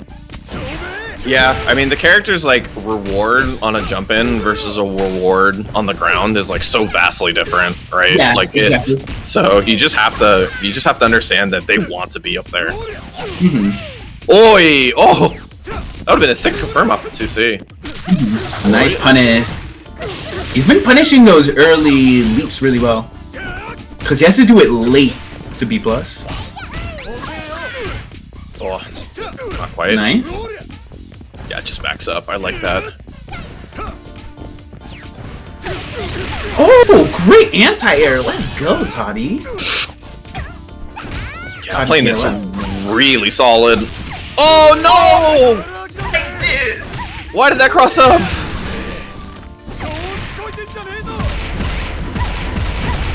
That's not even the cross up button to cross up.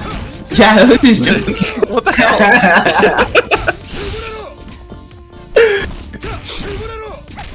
Oh, I gotta worry about the guard bar too. Yeah. Oh, slide underneath. Was a little bit too far for far B. Confirm. The anti-air. Let's go. Oof. Slowing down. That's good.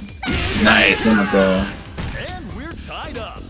I think Joss will still consider that a win, obviously, with 5 seconds left. That means Sylvie's only getting 50 health back, which is pitiful in comparison what you'd normally get for round starts. Or 100? Yeah, it's 100, I think.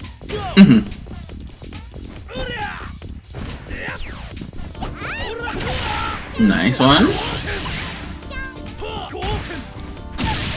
Dang, that's a really good jump D. Anchor remains. Yeah, in a healthy position, Jaws just following up on the back of Oshiosh's great play. But this is why, you know, this is why you play Ashe. Great equalizer character, can delete one with the meter that they have. Boy.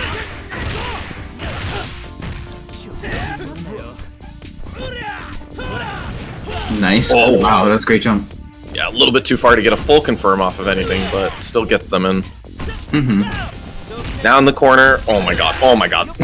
Yeah, enough of that. No, thank you. Nice. So I don't think they have enough to kill. But they'll put it, if they hit the whole combo and spend all of the meter, they'll put in a one-touch situation. So get one more. Oh my god. No, why God? So tragic. Lord. The fact that every Ashe player wakes up and they say, I'm gonna do it again, when that happens to them in tournament, like, you're all the strongest human beings on the planet. Like, that happens to me once, I am a shriveling mess and I'll never play Ashe ever again. I can't stop laughing because of the tone you said no with. You sounded like the world was falling apart. I'm like, damn. that is my world falling apart. Drop combo? Alright, just send me to the morgue, I'm done.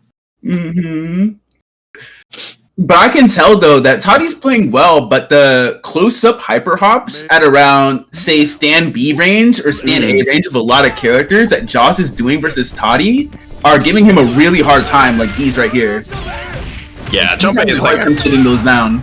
Jump A is a crazy good button, so I mean it's tough for sure, but you definitely have to show your response to it.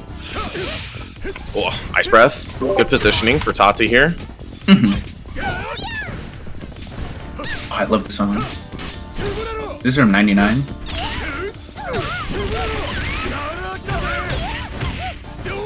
Nice one.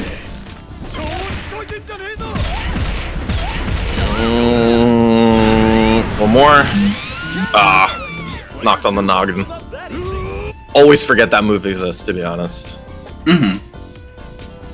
It's pretty good in this game, but it's fucked up in '98.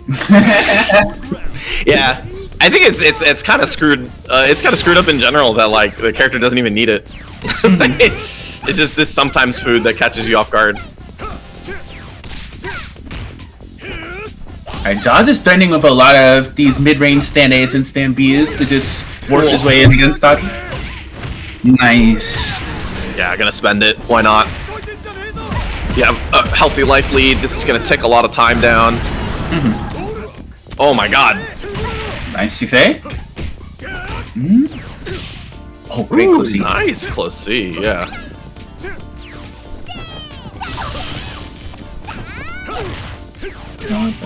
Oh, great close C. He needed that. Yeah, that's it for the meter spend on that one. Wanted to save it for possibly another like easier confirm. Instead of having to like get a big hit.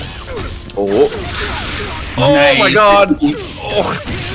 That DP was definitely I should have anti-aired DP, and then they threw it out after, and it still worked. I feel like if I'm not crazy, I feel like the first couple hits got blocked or something, but maybe I'm nuts. You're nuts. Cool. I don't really know. I just wanted to tell Sammy he's nuts. That's understandable. I also think he could afford to do a bit more Sylvie Missile neutral too, to make it a bit harder for people to approach. Because I feel like Jaws is getting a bit comfortable with trying to just run him down in a lot of these situations.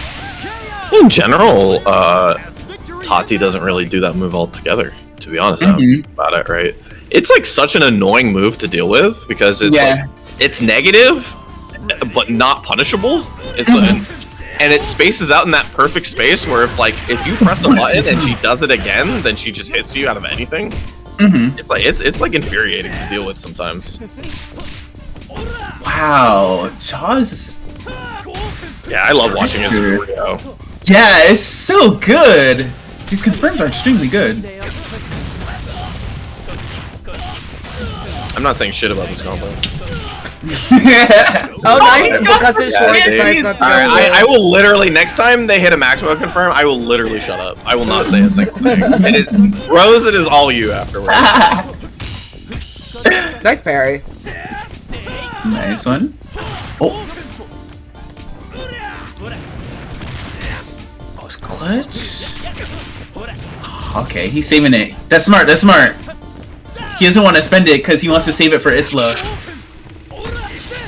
Oh, nice. Got a run block. Got Joss to spend a lot of meter on nothing. It's tragic.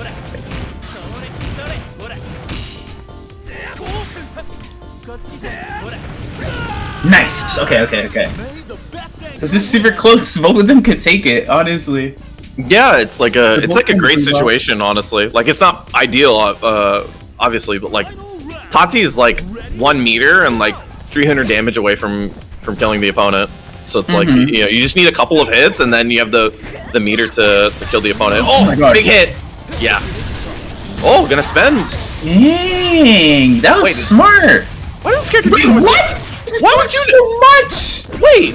Why does any Ashe player max mode just do that? Like, that was like no. That was like, oh my god, yo Tati!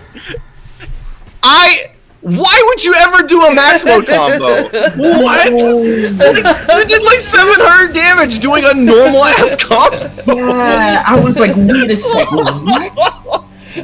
That did so much damage. Oh, we are both going to order select. Are we gonna guess it? As Tati, I would not guess that. I would not take that risk because that was working. Yeah, only was working. Same order. Oh my god.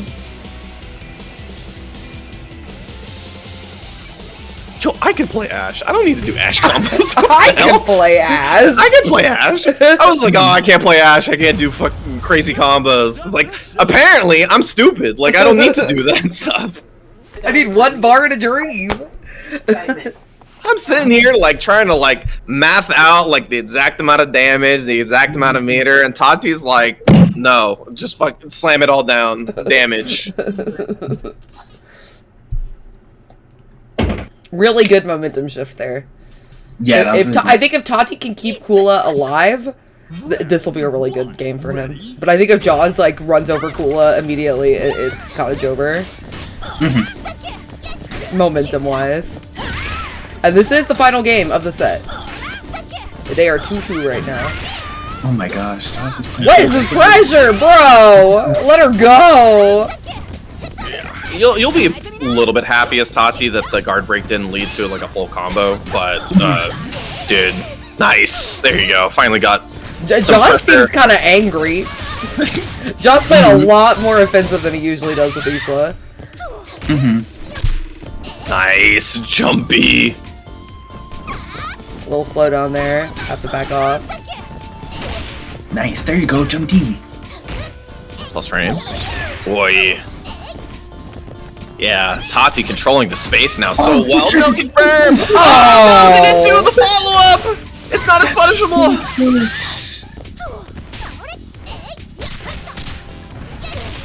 Oh my god.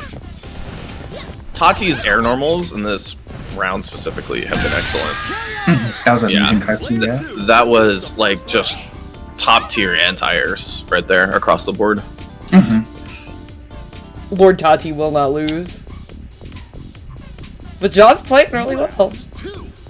Yeah, and the job's never done versus a player like Jaws because I feel like every one of his characters and the strength he has on them like has the ability to go 3 straight on his opponent. Definitely. Tati got the gang out here cheering for him. The people I've never seen before out here cheering for Tati. And we got 77 people from Boston Bluebeat. Can I cheer for Tati? Welcome everyone from Boston Bluebeat. They just finished. Oh, nice punish there. That was an unfortunate ice breath. But we are just getting into, this is the last game, final game of our losers finals. We're about to move on to grands of our beginner and intermediate KOF tournament. So come cheer on our players. Yeah, what's good, Boston Bluebeat? Hi Matt. Yeah, Kula on screen. Kula off screen now. She's dead. Yeah. Hope you're ready. Boston Bluebeat's doing well. Thank you for joining us. This has been a barn burner of a set and totally worth watching back if you like KOF. Absolutely. Nice CD pressure. That has the biggest proximity guard I've ever seen. She was prox blocking from like 10 miles away. Ow, my bad. blood. Oh, my blood. Oh, He thought he would. He thought he would. That's so tragic. This is match point for player That is like crazy confidence that you thought you'd build the meter there. Like that's crazy. Bro, believe. I feel like Jaws' whole thing as a player is he believes. He just believes. You're just like, whatever, I'd build it. Like, alright, cool. Lord Tati will not fail. I love that copy. It's not even a copy pasta. I just love that phrase that people keep saying, and I don't even know how it started. Okay, we got a ton of meter on Ash right now. Nice. Oh, no! Oh, so close. Oh. Yeah. Oh, confirm. Just do the other combo, Tati! Do the funny combo that did 700 damage earlier! God. Do the combo that doesn't require any execution and kills people, apparently.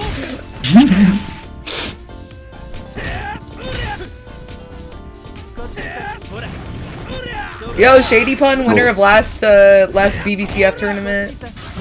Another Hazama player, because we'll never be free. Oh yeah, I actually saw the top 8 thumbnail for that too. Oh, big jump in. Okay, this kills. Yeah. No Honestly, execution, we just kill. I don't know much about CF, but I watched some CF while watching Plus R on the side at Frosty, and like I'm gonna say that the Susanoo character is really funny. Yeah, he's the funniest character in the game. Yeah, he's so funny. Also, secondarily, 6B, and you have to deal with it. I will say that I think more characters should probably do 99,999 damage for their Astral. I think that's sick. Was it Shady versus Play Guy in Winners Finals? Fuzz jobbed out. Well, yeah, Jaws just won. That was super clutch. Good stuff. Good stuff. Great comeback with Rio too, because it felt like that the Kula was doing great work, and then it had to be held down by the Rio. But great set, back and forth. I mean, that a lot of unfortunate dropped combos that I think made Tati's life a little bit more difficult. But I think even in that situation, they still did all really, really well. For sure. So to just wrap up the one thing that I was mentioning in my commentary of the set that I think would help out Tati a lot is, so for starters, Tati, I know that I think I understand as much as anyone else how much you want to win and do well in this game and in fighting games in general, right? I think you've been steadily always making improvements, and it's always really awesome to see how you improve and make progress in this game, right? I hope that you feel proud about how you did tonight, because I think the players that you lost to and the things that you struggled with were things that are always getting more advanced.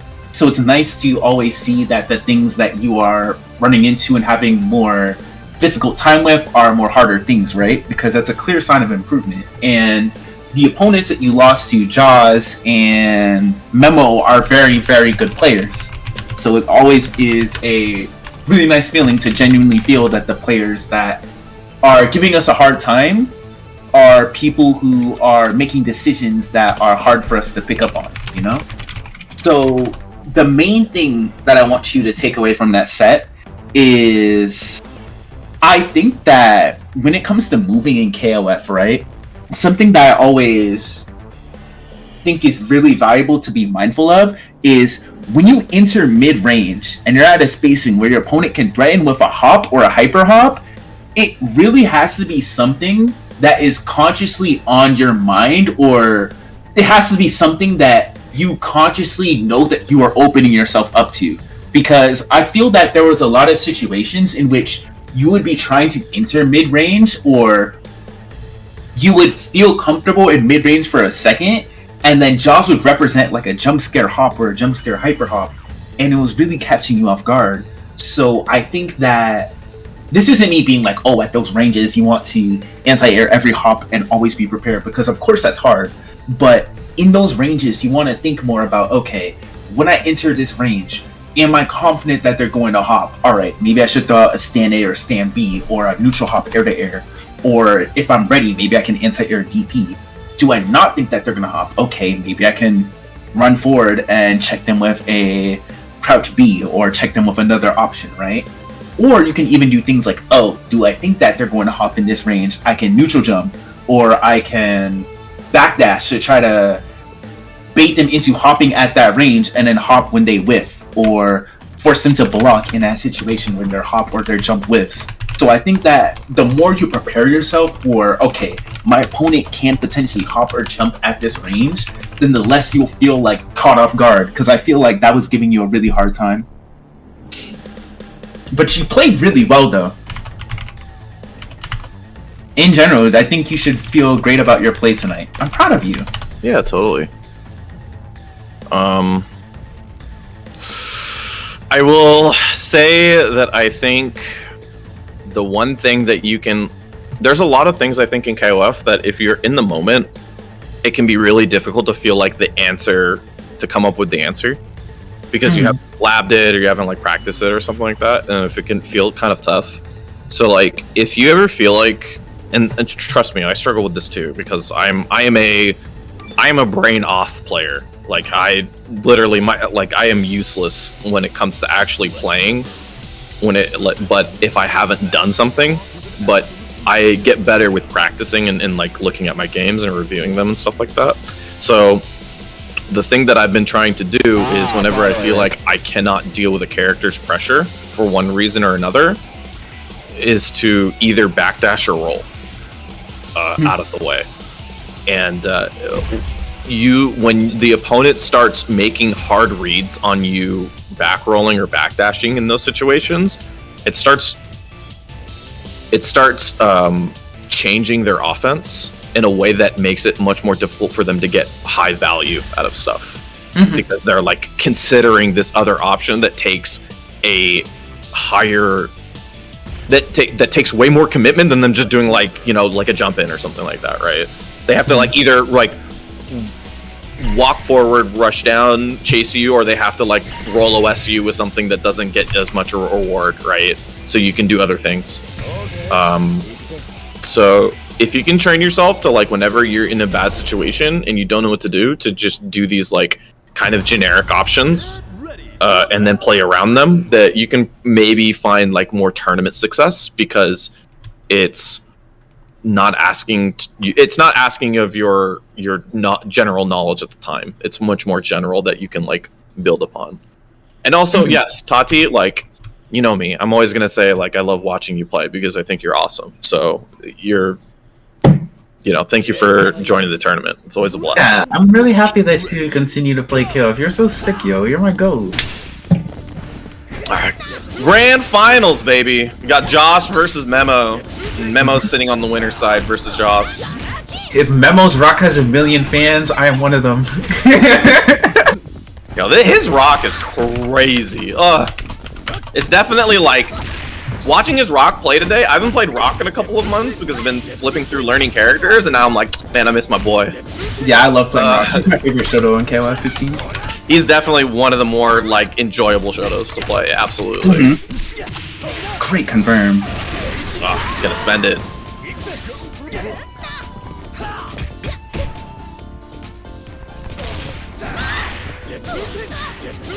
Alright, oh wow. Dang, nice block on the taco. Let's go. Woo. Can we say, by the way, like, Rock's been holding it down for the waist cut jackets for like decades. Forever. Years now. He has always made that look so cool, and I am always just like, man, I need a waist cut jacket so badly. Yeah, I feel you.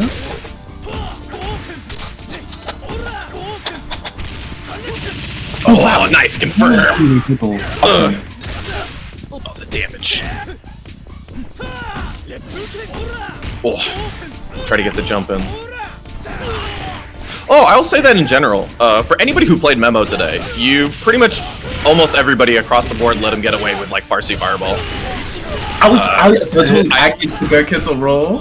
Yeah, I was gonna say like I forgot to say that to somebody, but like for the most part, like I know it's like scary, but you have to like show that you'll beat it at some point because he's just getting, especially with Rock, because if he spaces out Fireball, he's plus, and then he gets to do like CD or like Light Elbow or Rage Run Palm. Like he just gets all these like safe options that lets him extend his pressure.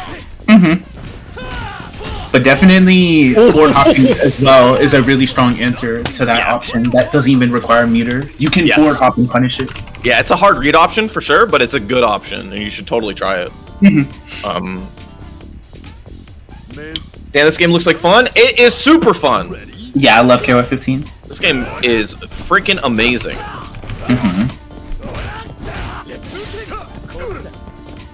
Any K-Dash? Yo, K-Dash is really sick. There's a handful of K-Dash fans in TMN, like Greed. Greed really loves K-Dash. Greed doesn't play this game anymore. Bro's full-time Grand Blue now.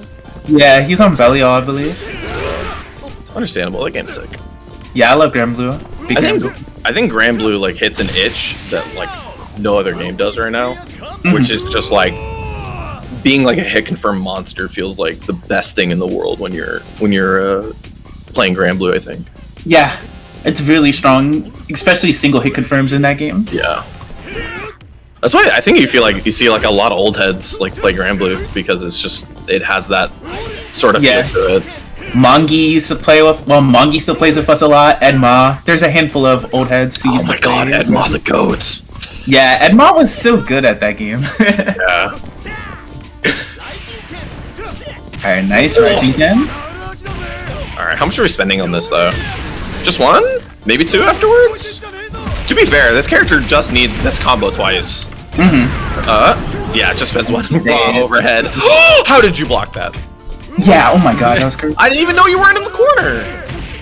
Spend it. Is he gonna kill him? I think so, no. Oh my god. Dang.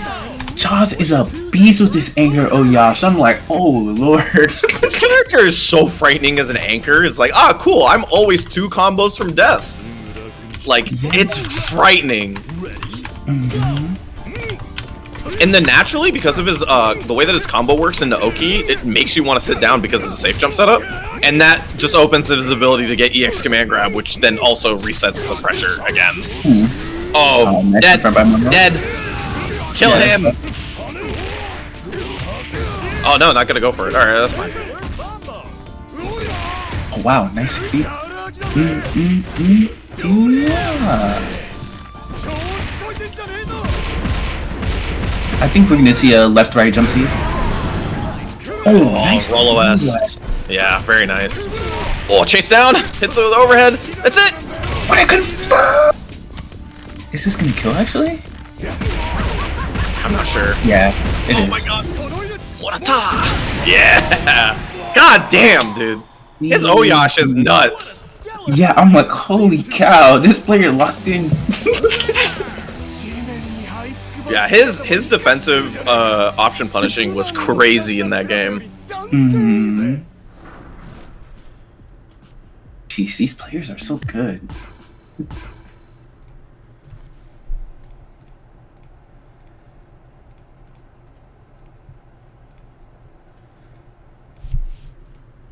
Why does the blowback stutter blow your back out? What if I told you that blowback scales your combo? Mm-hmm. It used to have no scaling early on, but they actually nerfed it. Because the meta used to be too reliant on stand CD. A lot of characters like Shizuru had really broken stand CDs and they just spammed them and won. Good lord, you think about how many CDs got nerfed in this game? Mm-hmm. Like, rock jump CD is nerfed? Yeah, actually. That's crazy. It doesn't feel like it, but it has. Iori, stand CD. Oh, I missed the Iori meta, yeah, that was OD. Kyo's got nerfed recently, just really recently too. Mm-hmm. Kyo too, yeah, you're right. Oh god, yeah. Those two literally, like, their neutral was just like hit CD. Like, Literally the when you- blowjob brothers, the blowback brothers. Oh, that's Fujoshi bait right there. You can't say that. You can't say that? I can say that, it's my tournament. My CD did nothing wrong. That is completely incorrect. That was a war crime. She just spun at you and you lost. And if Jaws, if he wins this tournament, does win, does graduate. So, if Jaws can seal out these 6 games. Doing his best too, because I mean the Isla has started really strong so far. Getting rid of Rock early on feels like a recipe for success versus Memo. The OCD was so stupid, and it was so good. Literally, people stopped playing the character after it got nerfed. And that character's still good. And that character's still good. Really good. People just dropped it because they couldn't just flail withstand CD the entire game and still win. Oh, one of my friends dropped Iori when his CD got nerfed because he couldn't do CD Fireball into run grab for 250 damage. It's like, oh, it only does 200 damage now, and I don't get it. I don't hit it as often shit. because That's so like, cap. Dead character, and I was like, all right, cool.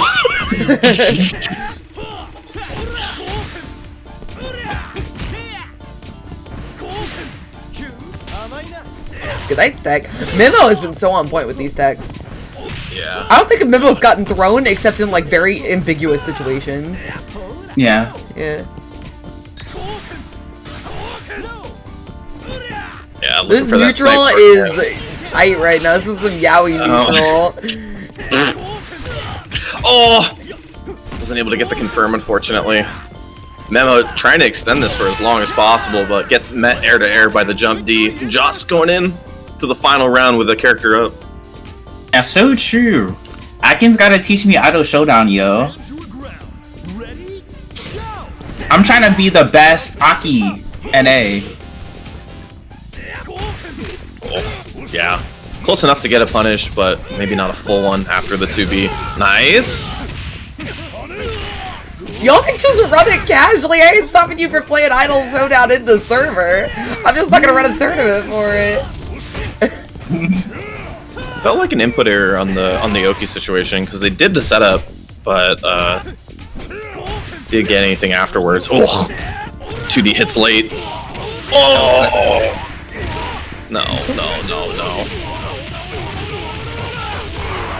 Oh my god, great damage. Yeah, blow back. You have a little bit of extra meter, just try your best to get some any space behind you. Mm-hmm.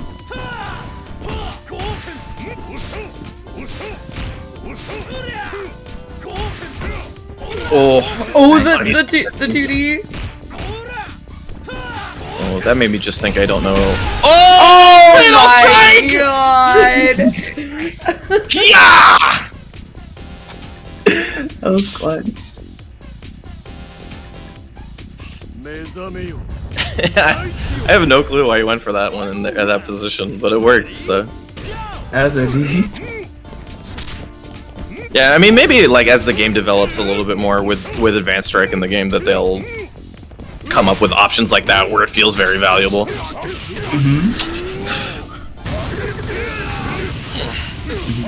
Oh my god! Oh my god! Help! This looks like bathwater loops in the Iori Infinite. Always like, whenever I see it, I want to call it a bathwater loop. Oh my god! He is dead! Huh? What? He fucking died? Yeah, Jaws was looking so good that entire game, and then he fucking died? And then you get slightly nicked by Iori, and then you lose apparently. Oh my god. Yeah, That great was a comeback. Really good though. comeback out, yeah. Yeah, that was amazing. I'm sitting here like, wow. That was OP. Dead character. Yeah, very well played, Memo. Ready? Go! Yeah, it looked really bleak, I'd say, for Memo to definitely doesn't want to go down 2-0 even before the reset, but like pull back at the very end. So I'll give you a lot of confidence, especially when you feel like, oh man, if my rock didn't do enough work, or I felt like I should have done more work, but I still got the win out of it. Like I always have, it'll make you feel like you always have the opportunity to win. Yeah, Memo's playing this matchup a lot better. Getting comfortable with contesting Isla, doing 2 front into stop. Nice backdash away from the palm. And Joss feels like they're giving Memo a little bit more respect as well. Oi. I like the blowback towards the corner. You have the life lead. You can take positioning. Oh, spends the EX for the guard break. Very smart. But I think Memo likes this though. You spend a lot of meter. Yeah, you won't be too mad, right? But still, Joss is still controlling most of the momentum for the match. Whoa. Did he just spun his Farsi? Relax for me. I know we're good at the footsies business here, but relax.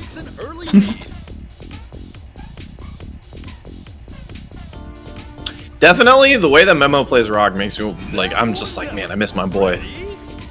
Like He makes him look very cool, yeah. Yeah. And you know, we haven't seen one install. Yeah. I Well, guess mostly you because don't get install usually when you play him on point. yeah, it's Yeah. very difficult to implement that into the point Rock game plan. But you play him on point because he just has so much strength out of just having one EX. And his meter gain is incredible. He has high-Q one of the best meter gains in the entire cast. Yeah, absolutely. Oi, nice shatter strike. Oh, wasn't able to get a lot off of that though. Oh, and a great read on EX slash. You almost never see that. Because you don't see it all that often because Benny doesn't have a normal fireball otherwise. People don't tend to consider that as an option to punish like that, but you know, Joss keeps it in his mind and makes a great jump over it. And goes into the last round with, you know, a character extra, or 2 I should say.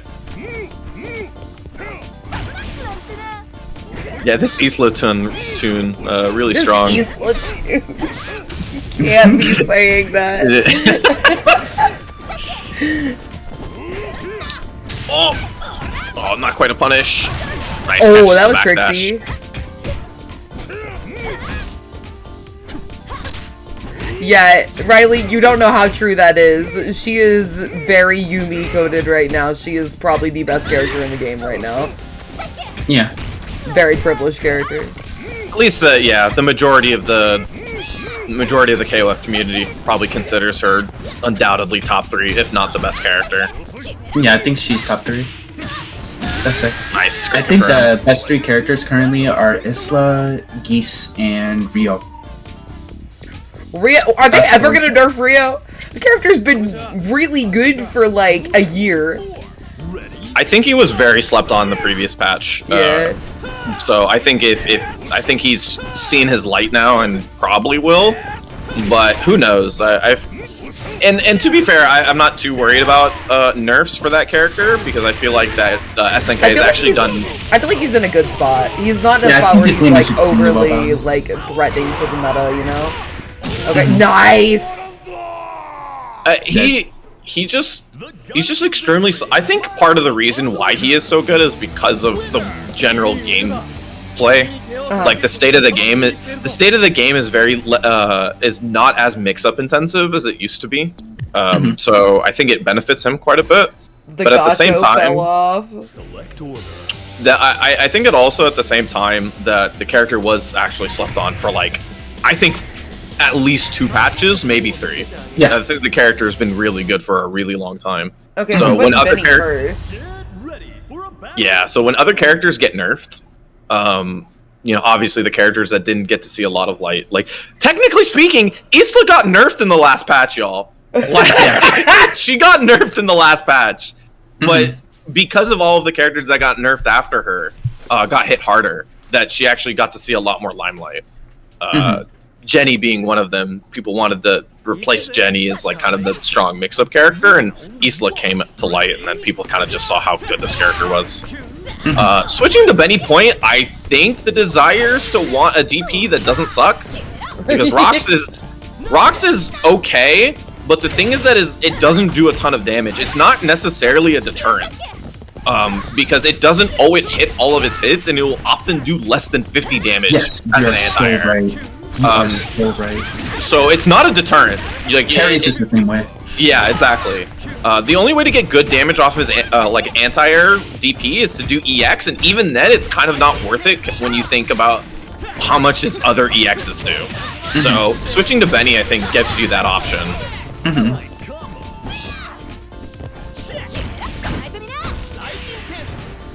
Yeah, that is one thing to consider for sure. Like, if you're playing against Rock and he's like, you can jump over his jump C or his 2C for whatever reason, like, do it. Make that character have to DP you because it's not a deterrent. It does no damage. Oh, nice anti-air. Ooh, great run in and jump, making a read at full screen, and you know, paid off. Benny not even seeing the DPs, but just the added aggression that Benny can do with his faster normals. The set is going really slowly, which means it's very close, but I'm a little eepy. That's okay. We'll ping you. Hold it down for me.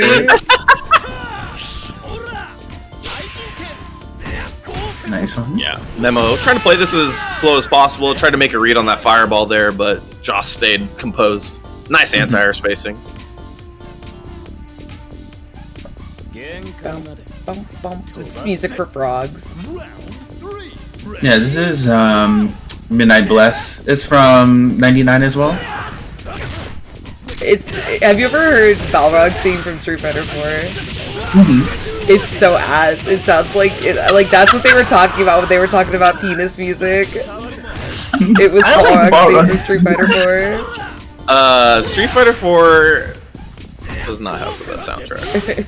I actually like a lot of the songs on that game, but I'm super biased because I'm a massive Street Fighter 4 fan.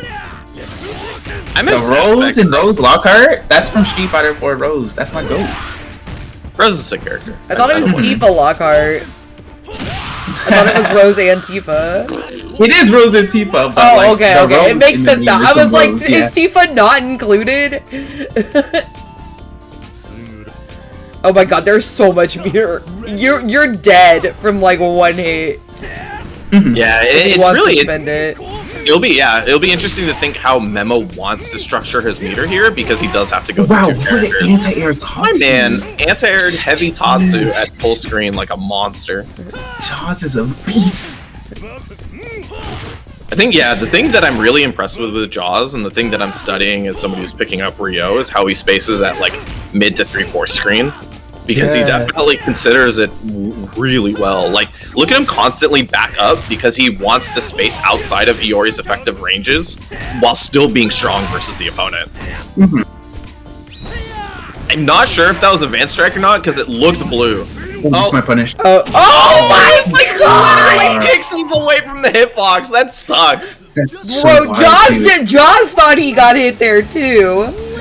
This Iori's climax, it actually is 9 frames of startup and it goes nearly full screen. That is like the anti-fireball climax, or like the anti-anything climax. Like that whiffing in that situation is like gift from God. Okay, so we do get a reset for Jaws. Memo gonna go back, look at what he wants to do here. Honestly, if you're Memo, you just say the game was wrong and you move on. Like you just say that you were right and you just like clear your mind. like I've talked about before, it is so important to recognize you did the right thing and the game just it just didn't work out. Like at that point you just gotta be like, bro, I did the thing that was supposed to beat that, I just did it 5 pixels too far away. Yeah, exactly. Like the decision was correct. I just it was just wrong for X or Y reason. And so as long as you can give yourself those reasonings, and you can pretty comfortably move on in your head. So don't worry about the small stuff, especially stuff if you drop a combo and lose a game, your mindset shouldn't be, ah crap, I dropped the combo and lost the game. Your mindset should be, if I hit that combo I win, and that means most of my decisions are good. It's disappointing, but it's not the end of the world. Your decision making was okay there. Yeah. So okay, we're putting Iori first. Yeah, putting Iori first. You know, but to be fair, we haven't seen a lot of this character because I feel like it's either Rock has run over everybody else's team, or Iori's shown up and hasn't been able to clean it up all that often. So now we get to see him run train with the Iori and just made Isla a non-factor. I agree with this decision too, because I think that Rock is the character that Memo's the most comfortable with. So I think the Anchor decision makes a lot of sense. Especially because none of his team is incredibly bad on Anchor. Yeah. Even Benny has really good cash outs. This team is really strong.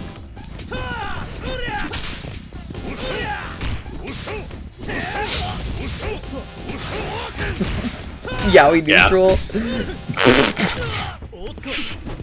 Yeah, I mean, you don't need to do much, right? When you have this much of a health lead versus your opponent and you have a fireball, every time, every second that ticks down is in your favor. So just, why not? Oh, nice taco.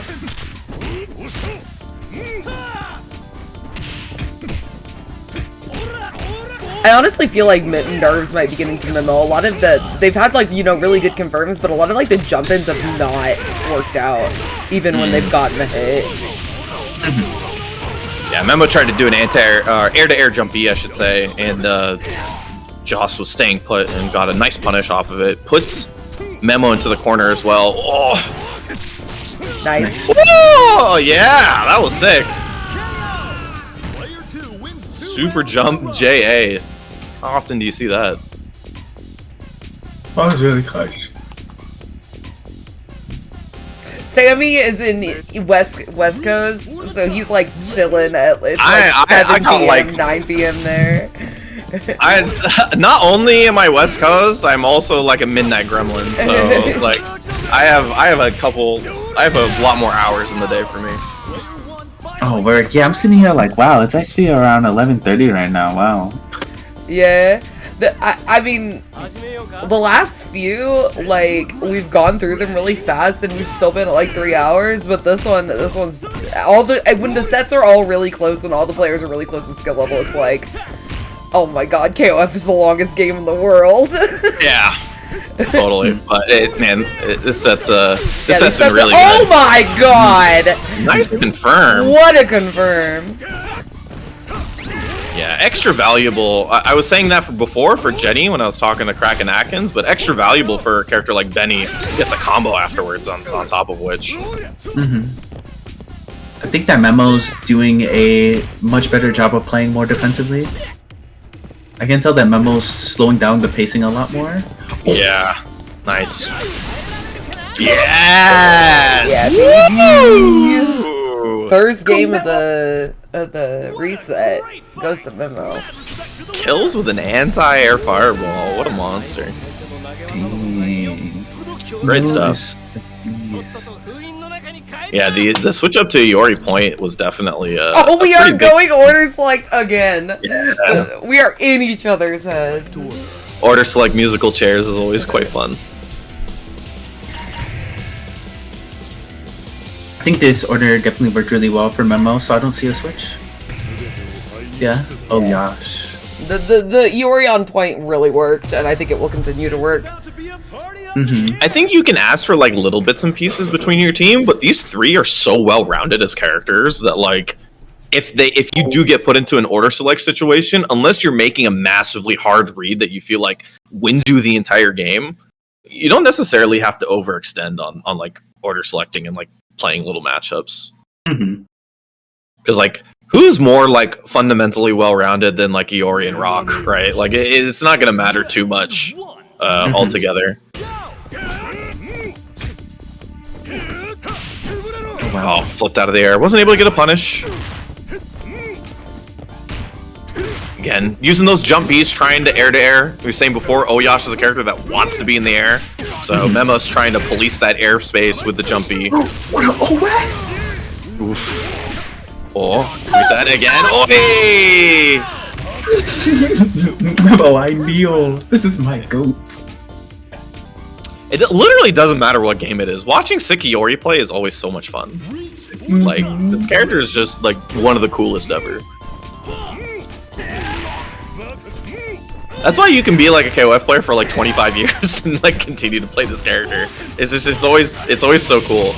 Ah, nice juggle confirm. Still great positioning, though. Oh, tried to Shatter Strike punish, but was a little bit too close and actually got sniped by the 2B. Oh, nice. Nice. Our bar's kind of low.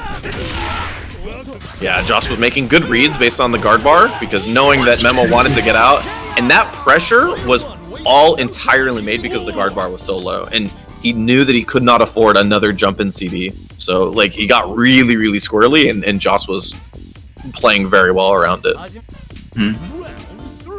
Definitely something you can implement into your game if you feel like you're struggling to open people up. You don't necessarily have to get hits. Sometimes the guard bar will do that for you.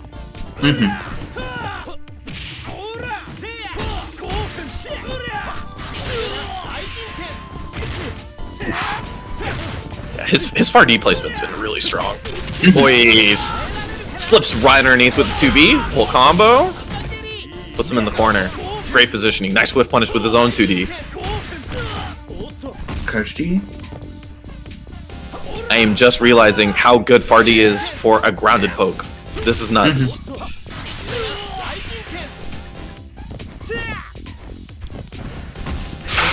Oh my god, he jumped at him like a crazy person.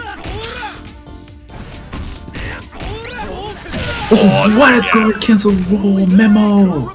Yeah, very strong guard cancel roll. The high percentage that he would cancel for that fireball because he didn't do it last time. So Memo probably felt very comfortable to do that to increase his pressure, and nice read. Or sorry, Joss felt like he was comfortable in doing that, and Memo made the nice read afterwards.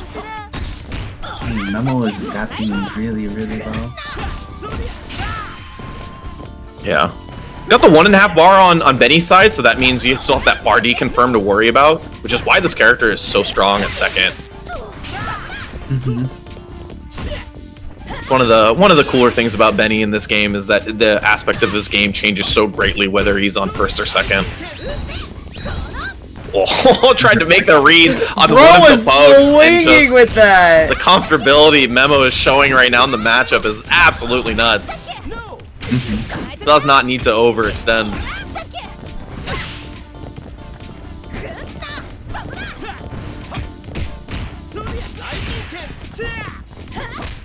Oh my gosh, that misplaced. Great low profile punish. Yeah, gonna spend it. What, double overhead. Bicycle kicks. Oh, sniped out of the Shatter Strike too. Oof. Yeah, just gonna go for the chip kill there. And 14 seconds left means you're not getting a lot of health left. Back, I should say. However, it is Isla.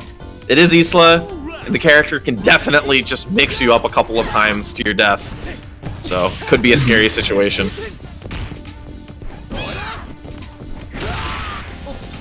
Air-to-air trade. Memo sticking with the game plan here. Guard cancel pushes them towards the corner with the blowback. Oh, punish. Rolls away. Very nice. Oh! Memo up 2-0 in the Grand reset. I don't play Isla. What's the other What's the move that's the other direction in that? Fireball is her other is her command dash. Her fireballs are quarter circle forward. Okay. Her quarter circle back is her command dash. It makes me think that was what they wanted, but then got fireball on the cross up. I could be wrong because maybe it came out a little bit too late or something like that, but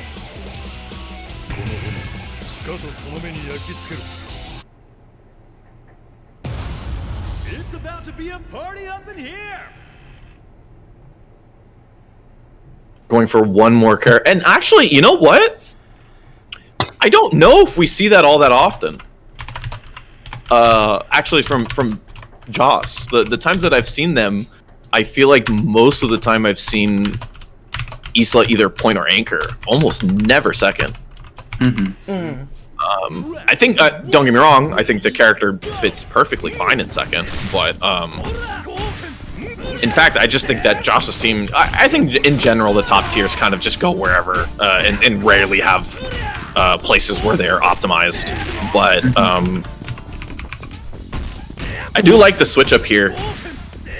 Guard roll, expected to jump out, and actually just willing to take the guard crush, and is gonna get massively punished for it.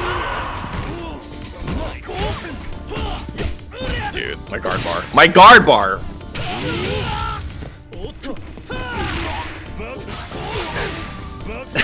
Now Josh actually giving Memo a little bit of taste of his own medicine, takes the life lead and then backs up. Oh, punishes the landing recovery. This is really bad. Oh, stay same side. Scary. It's close. That did very so close. much damage. Burn to fight. Ready? Go! A lot of respect round start.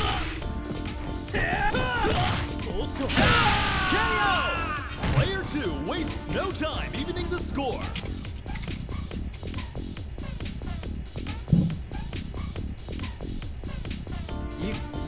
Now or never. Ready? Go! So, very interested to see how Josh plays this. Yeah, this is the matchup Joss was struggling with. Yeah.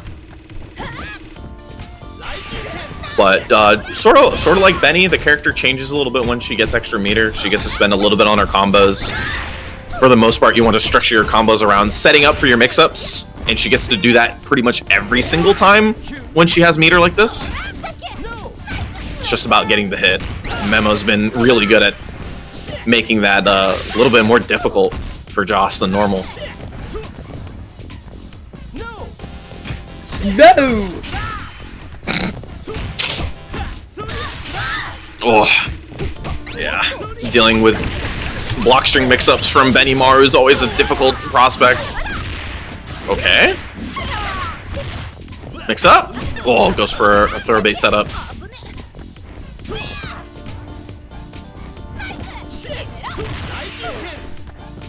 Backs up afterwards with the life lead. Memo does have the meter to even it up though, so you do have to worry about it. Oh, empty low! Doesn't have exactly the amount to kill. Presses there on the block was slightly negative. Nice block in the double overhead again. Rolls out of the way. 5 seconds left. Needs a hit. Oh, wow. You can just take throws now. Oh, why'd you press the button? Time's up. Player 2. Oh. How often do you see a timeout? Oh my god. I always say that 0 seconds in KOFXV lasts 3 seconds. Oh, it 100% feels like that, yeah. Ready? It's definitely like when the timer starts counting red, it feels like Marvel seconds. Like you're just sitting there for ages. Ugh. Overhead. Low.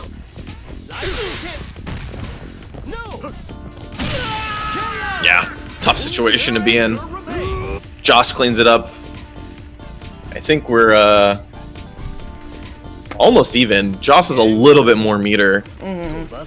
Otherwise, like exactly even, just like half a bar more. Yeah, and I think the big issue here is that just when Oyash gets that hit with the jump in, he does so much more damage. But Brock will have more control overall in the matchup. Oh. Ow! No. I don't think that was a super memo expected. I froze because I tried to remember what it was. Yeah, that's You've seen it so little. Yeah. I was like, It was wait, really smart because of the spacing they were at. Mimo wasn't going to be ready to move there. He wanted to hold the corner. Oh, nice little profile! This could be it! This is it, I think. One more hit from Mimo and he takes the tournament! Good. Air to air will do it. Mimo wins the entire thing. Beating That was out extreme. every other potential graduate. Get his own win. Okay, Excellent. so do we happen to have any... is Toddy in the chat? Let me actually see. Let me see. Is Toddy or Nacho around? I don't think Because Nacho's he was someone who here. can help me relay advice to Jaws. Seems like Toddy dipped. Is there anyone who speaks Spanish in the chat?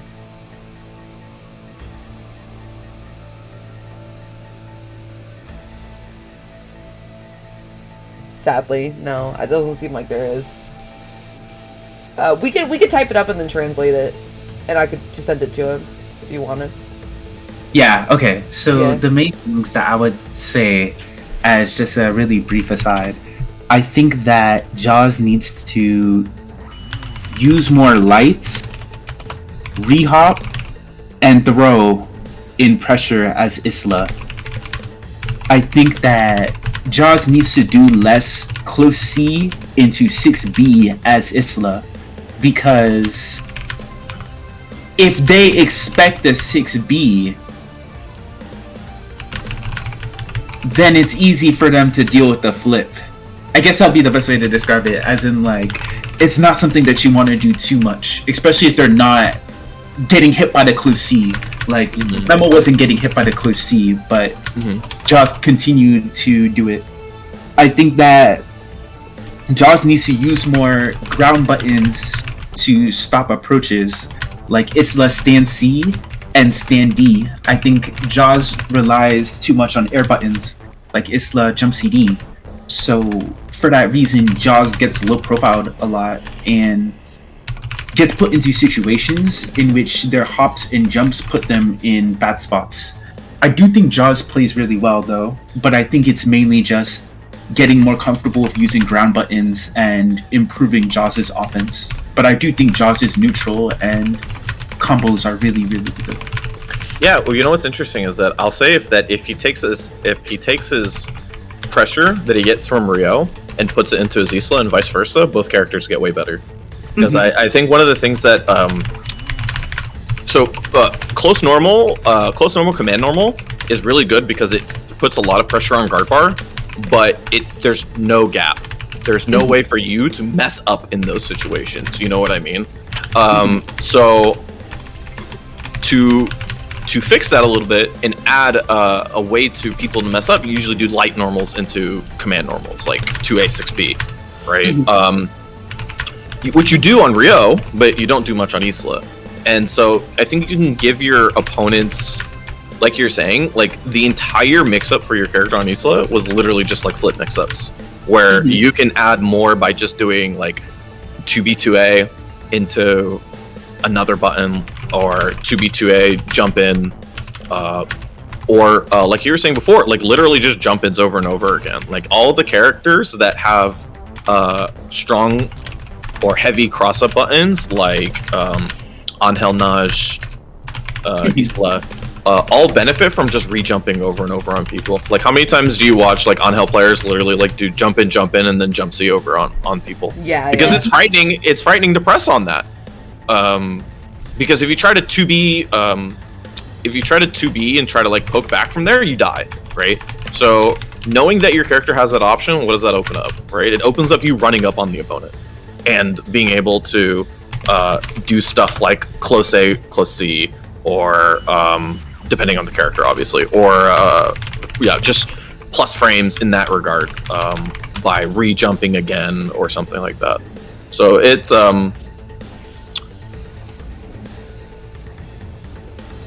yeah, I think that's like the best way to say it, is that I think if you just like give opponents on both characters more ways for them to hang themselves, then you'll just be a better game player overall. Because like later on, because like Memo's defense was so sick, you actually took to just playing doing a lot of guard damage on Memo, and it like rewarded you almost every single time. I do not remember a time where you cranked guard bar and it didn't feel like you win the round right afterwards, or at least got a bunch of damage. And you can do that on Rio really well, and you can do that on Isla really well, because she has a lot of ways to reset pressure. So I think if you just consider both those things, I think both those characters get better, and then you just become a better player overall. It's hard to say much about Oyash. Oyash is kind of like you live. Yeah, the Oyash was really solid. Yeah, your Oyash was really nuts.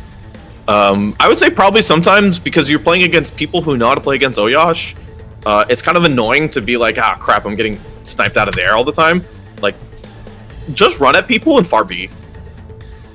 Yeah, like, I was thinking like just more ground normals with their characters in general. I think that Jaws does use Oyash stand CD and stand A and stand B really good in close ranges, but the fact that character can threaten with stand C into hit grab is the most terrifying with punish. Like, especially against Memo, because Memo was playing Benimaru.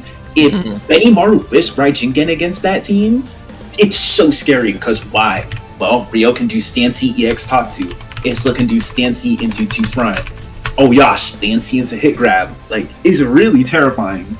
Or just hit grab on its own. Like, like if you consider that the run speed of hit grab, or the range of hit grab, is like kind of outside of all of Oyash's normals, then you can even back up even further and just whiff punish with that, without having to worry about like whiff punishing, because it can be kind of hard on Raijingen, I think, to be in that perfect range where you can whiff punish with a normal and also get also be outside of range. So you can just like do just hit grab on its own. At least that's like when I played Oyash, that I felt like that just footsying with hit grab in general, rush grab was like a very powerful thing, it felt like. Okay, well, I'm gonna raid Dark Angel KOF. I know Mimo, I think, wanted to say thank you to me for the tournament, so I'm gonna go talk to Mimo. Thank you so much, Sammy and Rose. I really appreciate the sticking it through the 4-hour tournament. KOF always takes a long time, but I'm just glad we could be here for the players. Thank you, everyone. Yeah, this was super awesome. Yeah. It is and I wrote that all down, and I'm gonna translate it and send it to Jaws. Thank you so much. Totally. Yeah, thank you. It is a pleasure to be here. All right, take care, y'all. My enjoyment. Bye bye. Yeah, take it easy.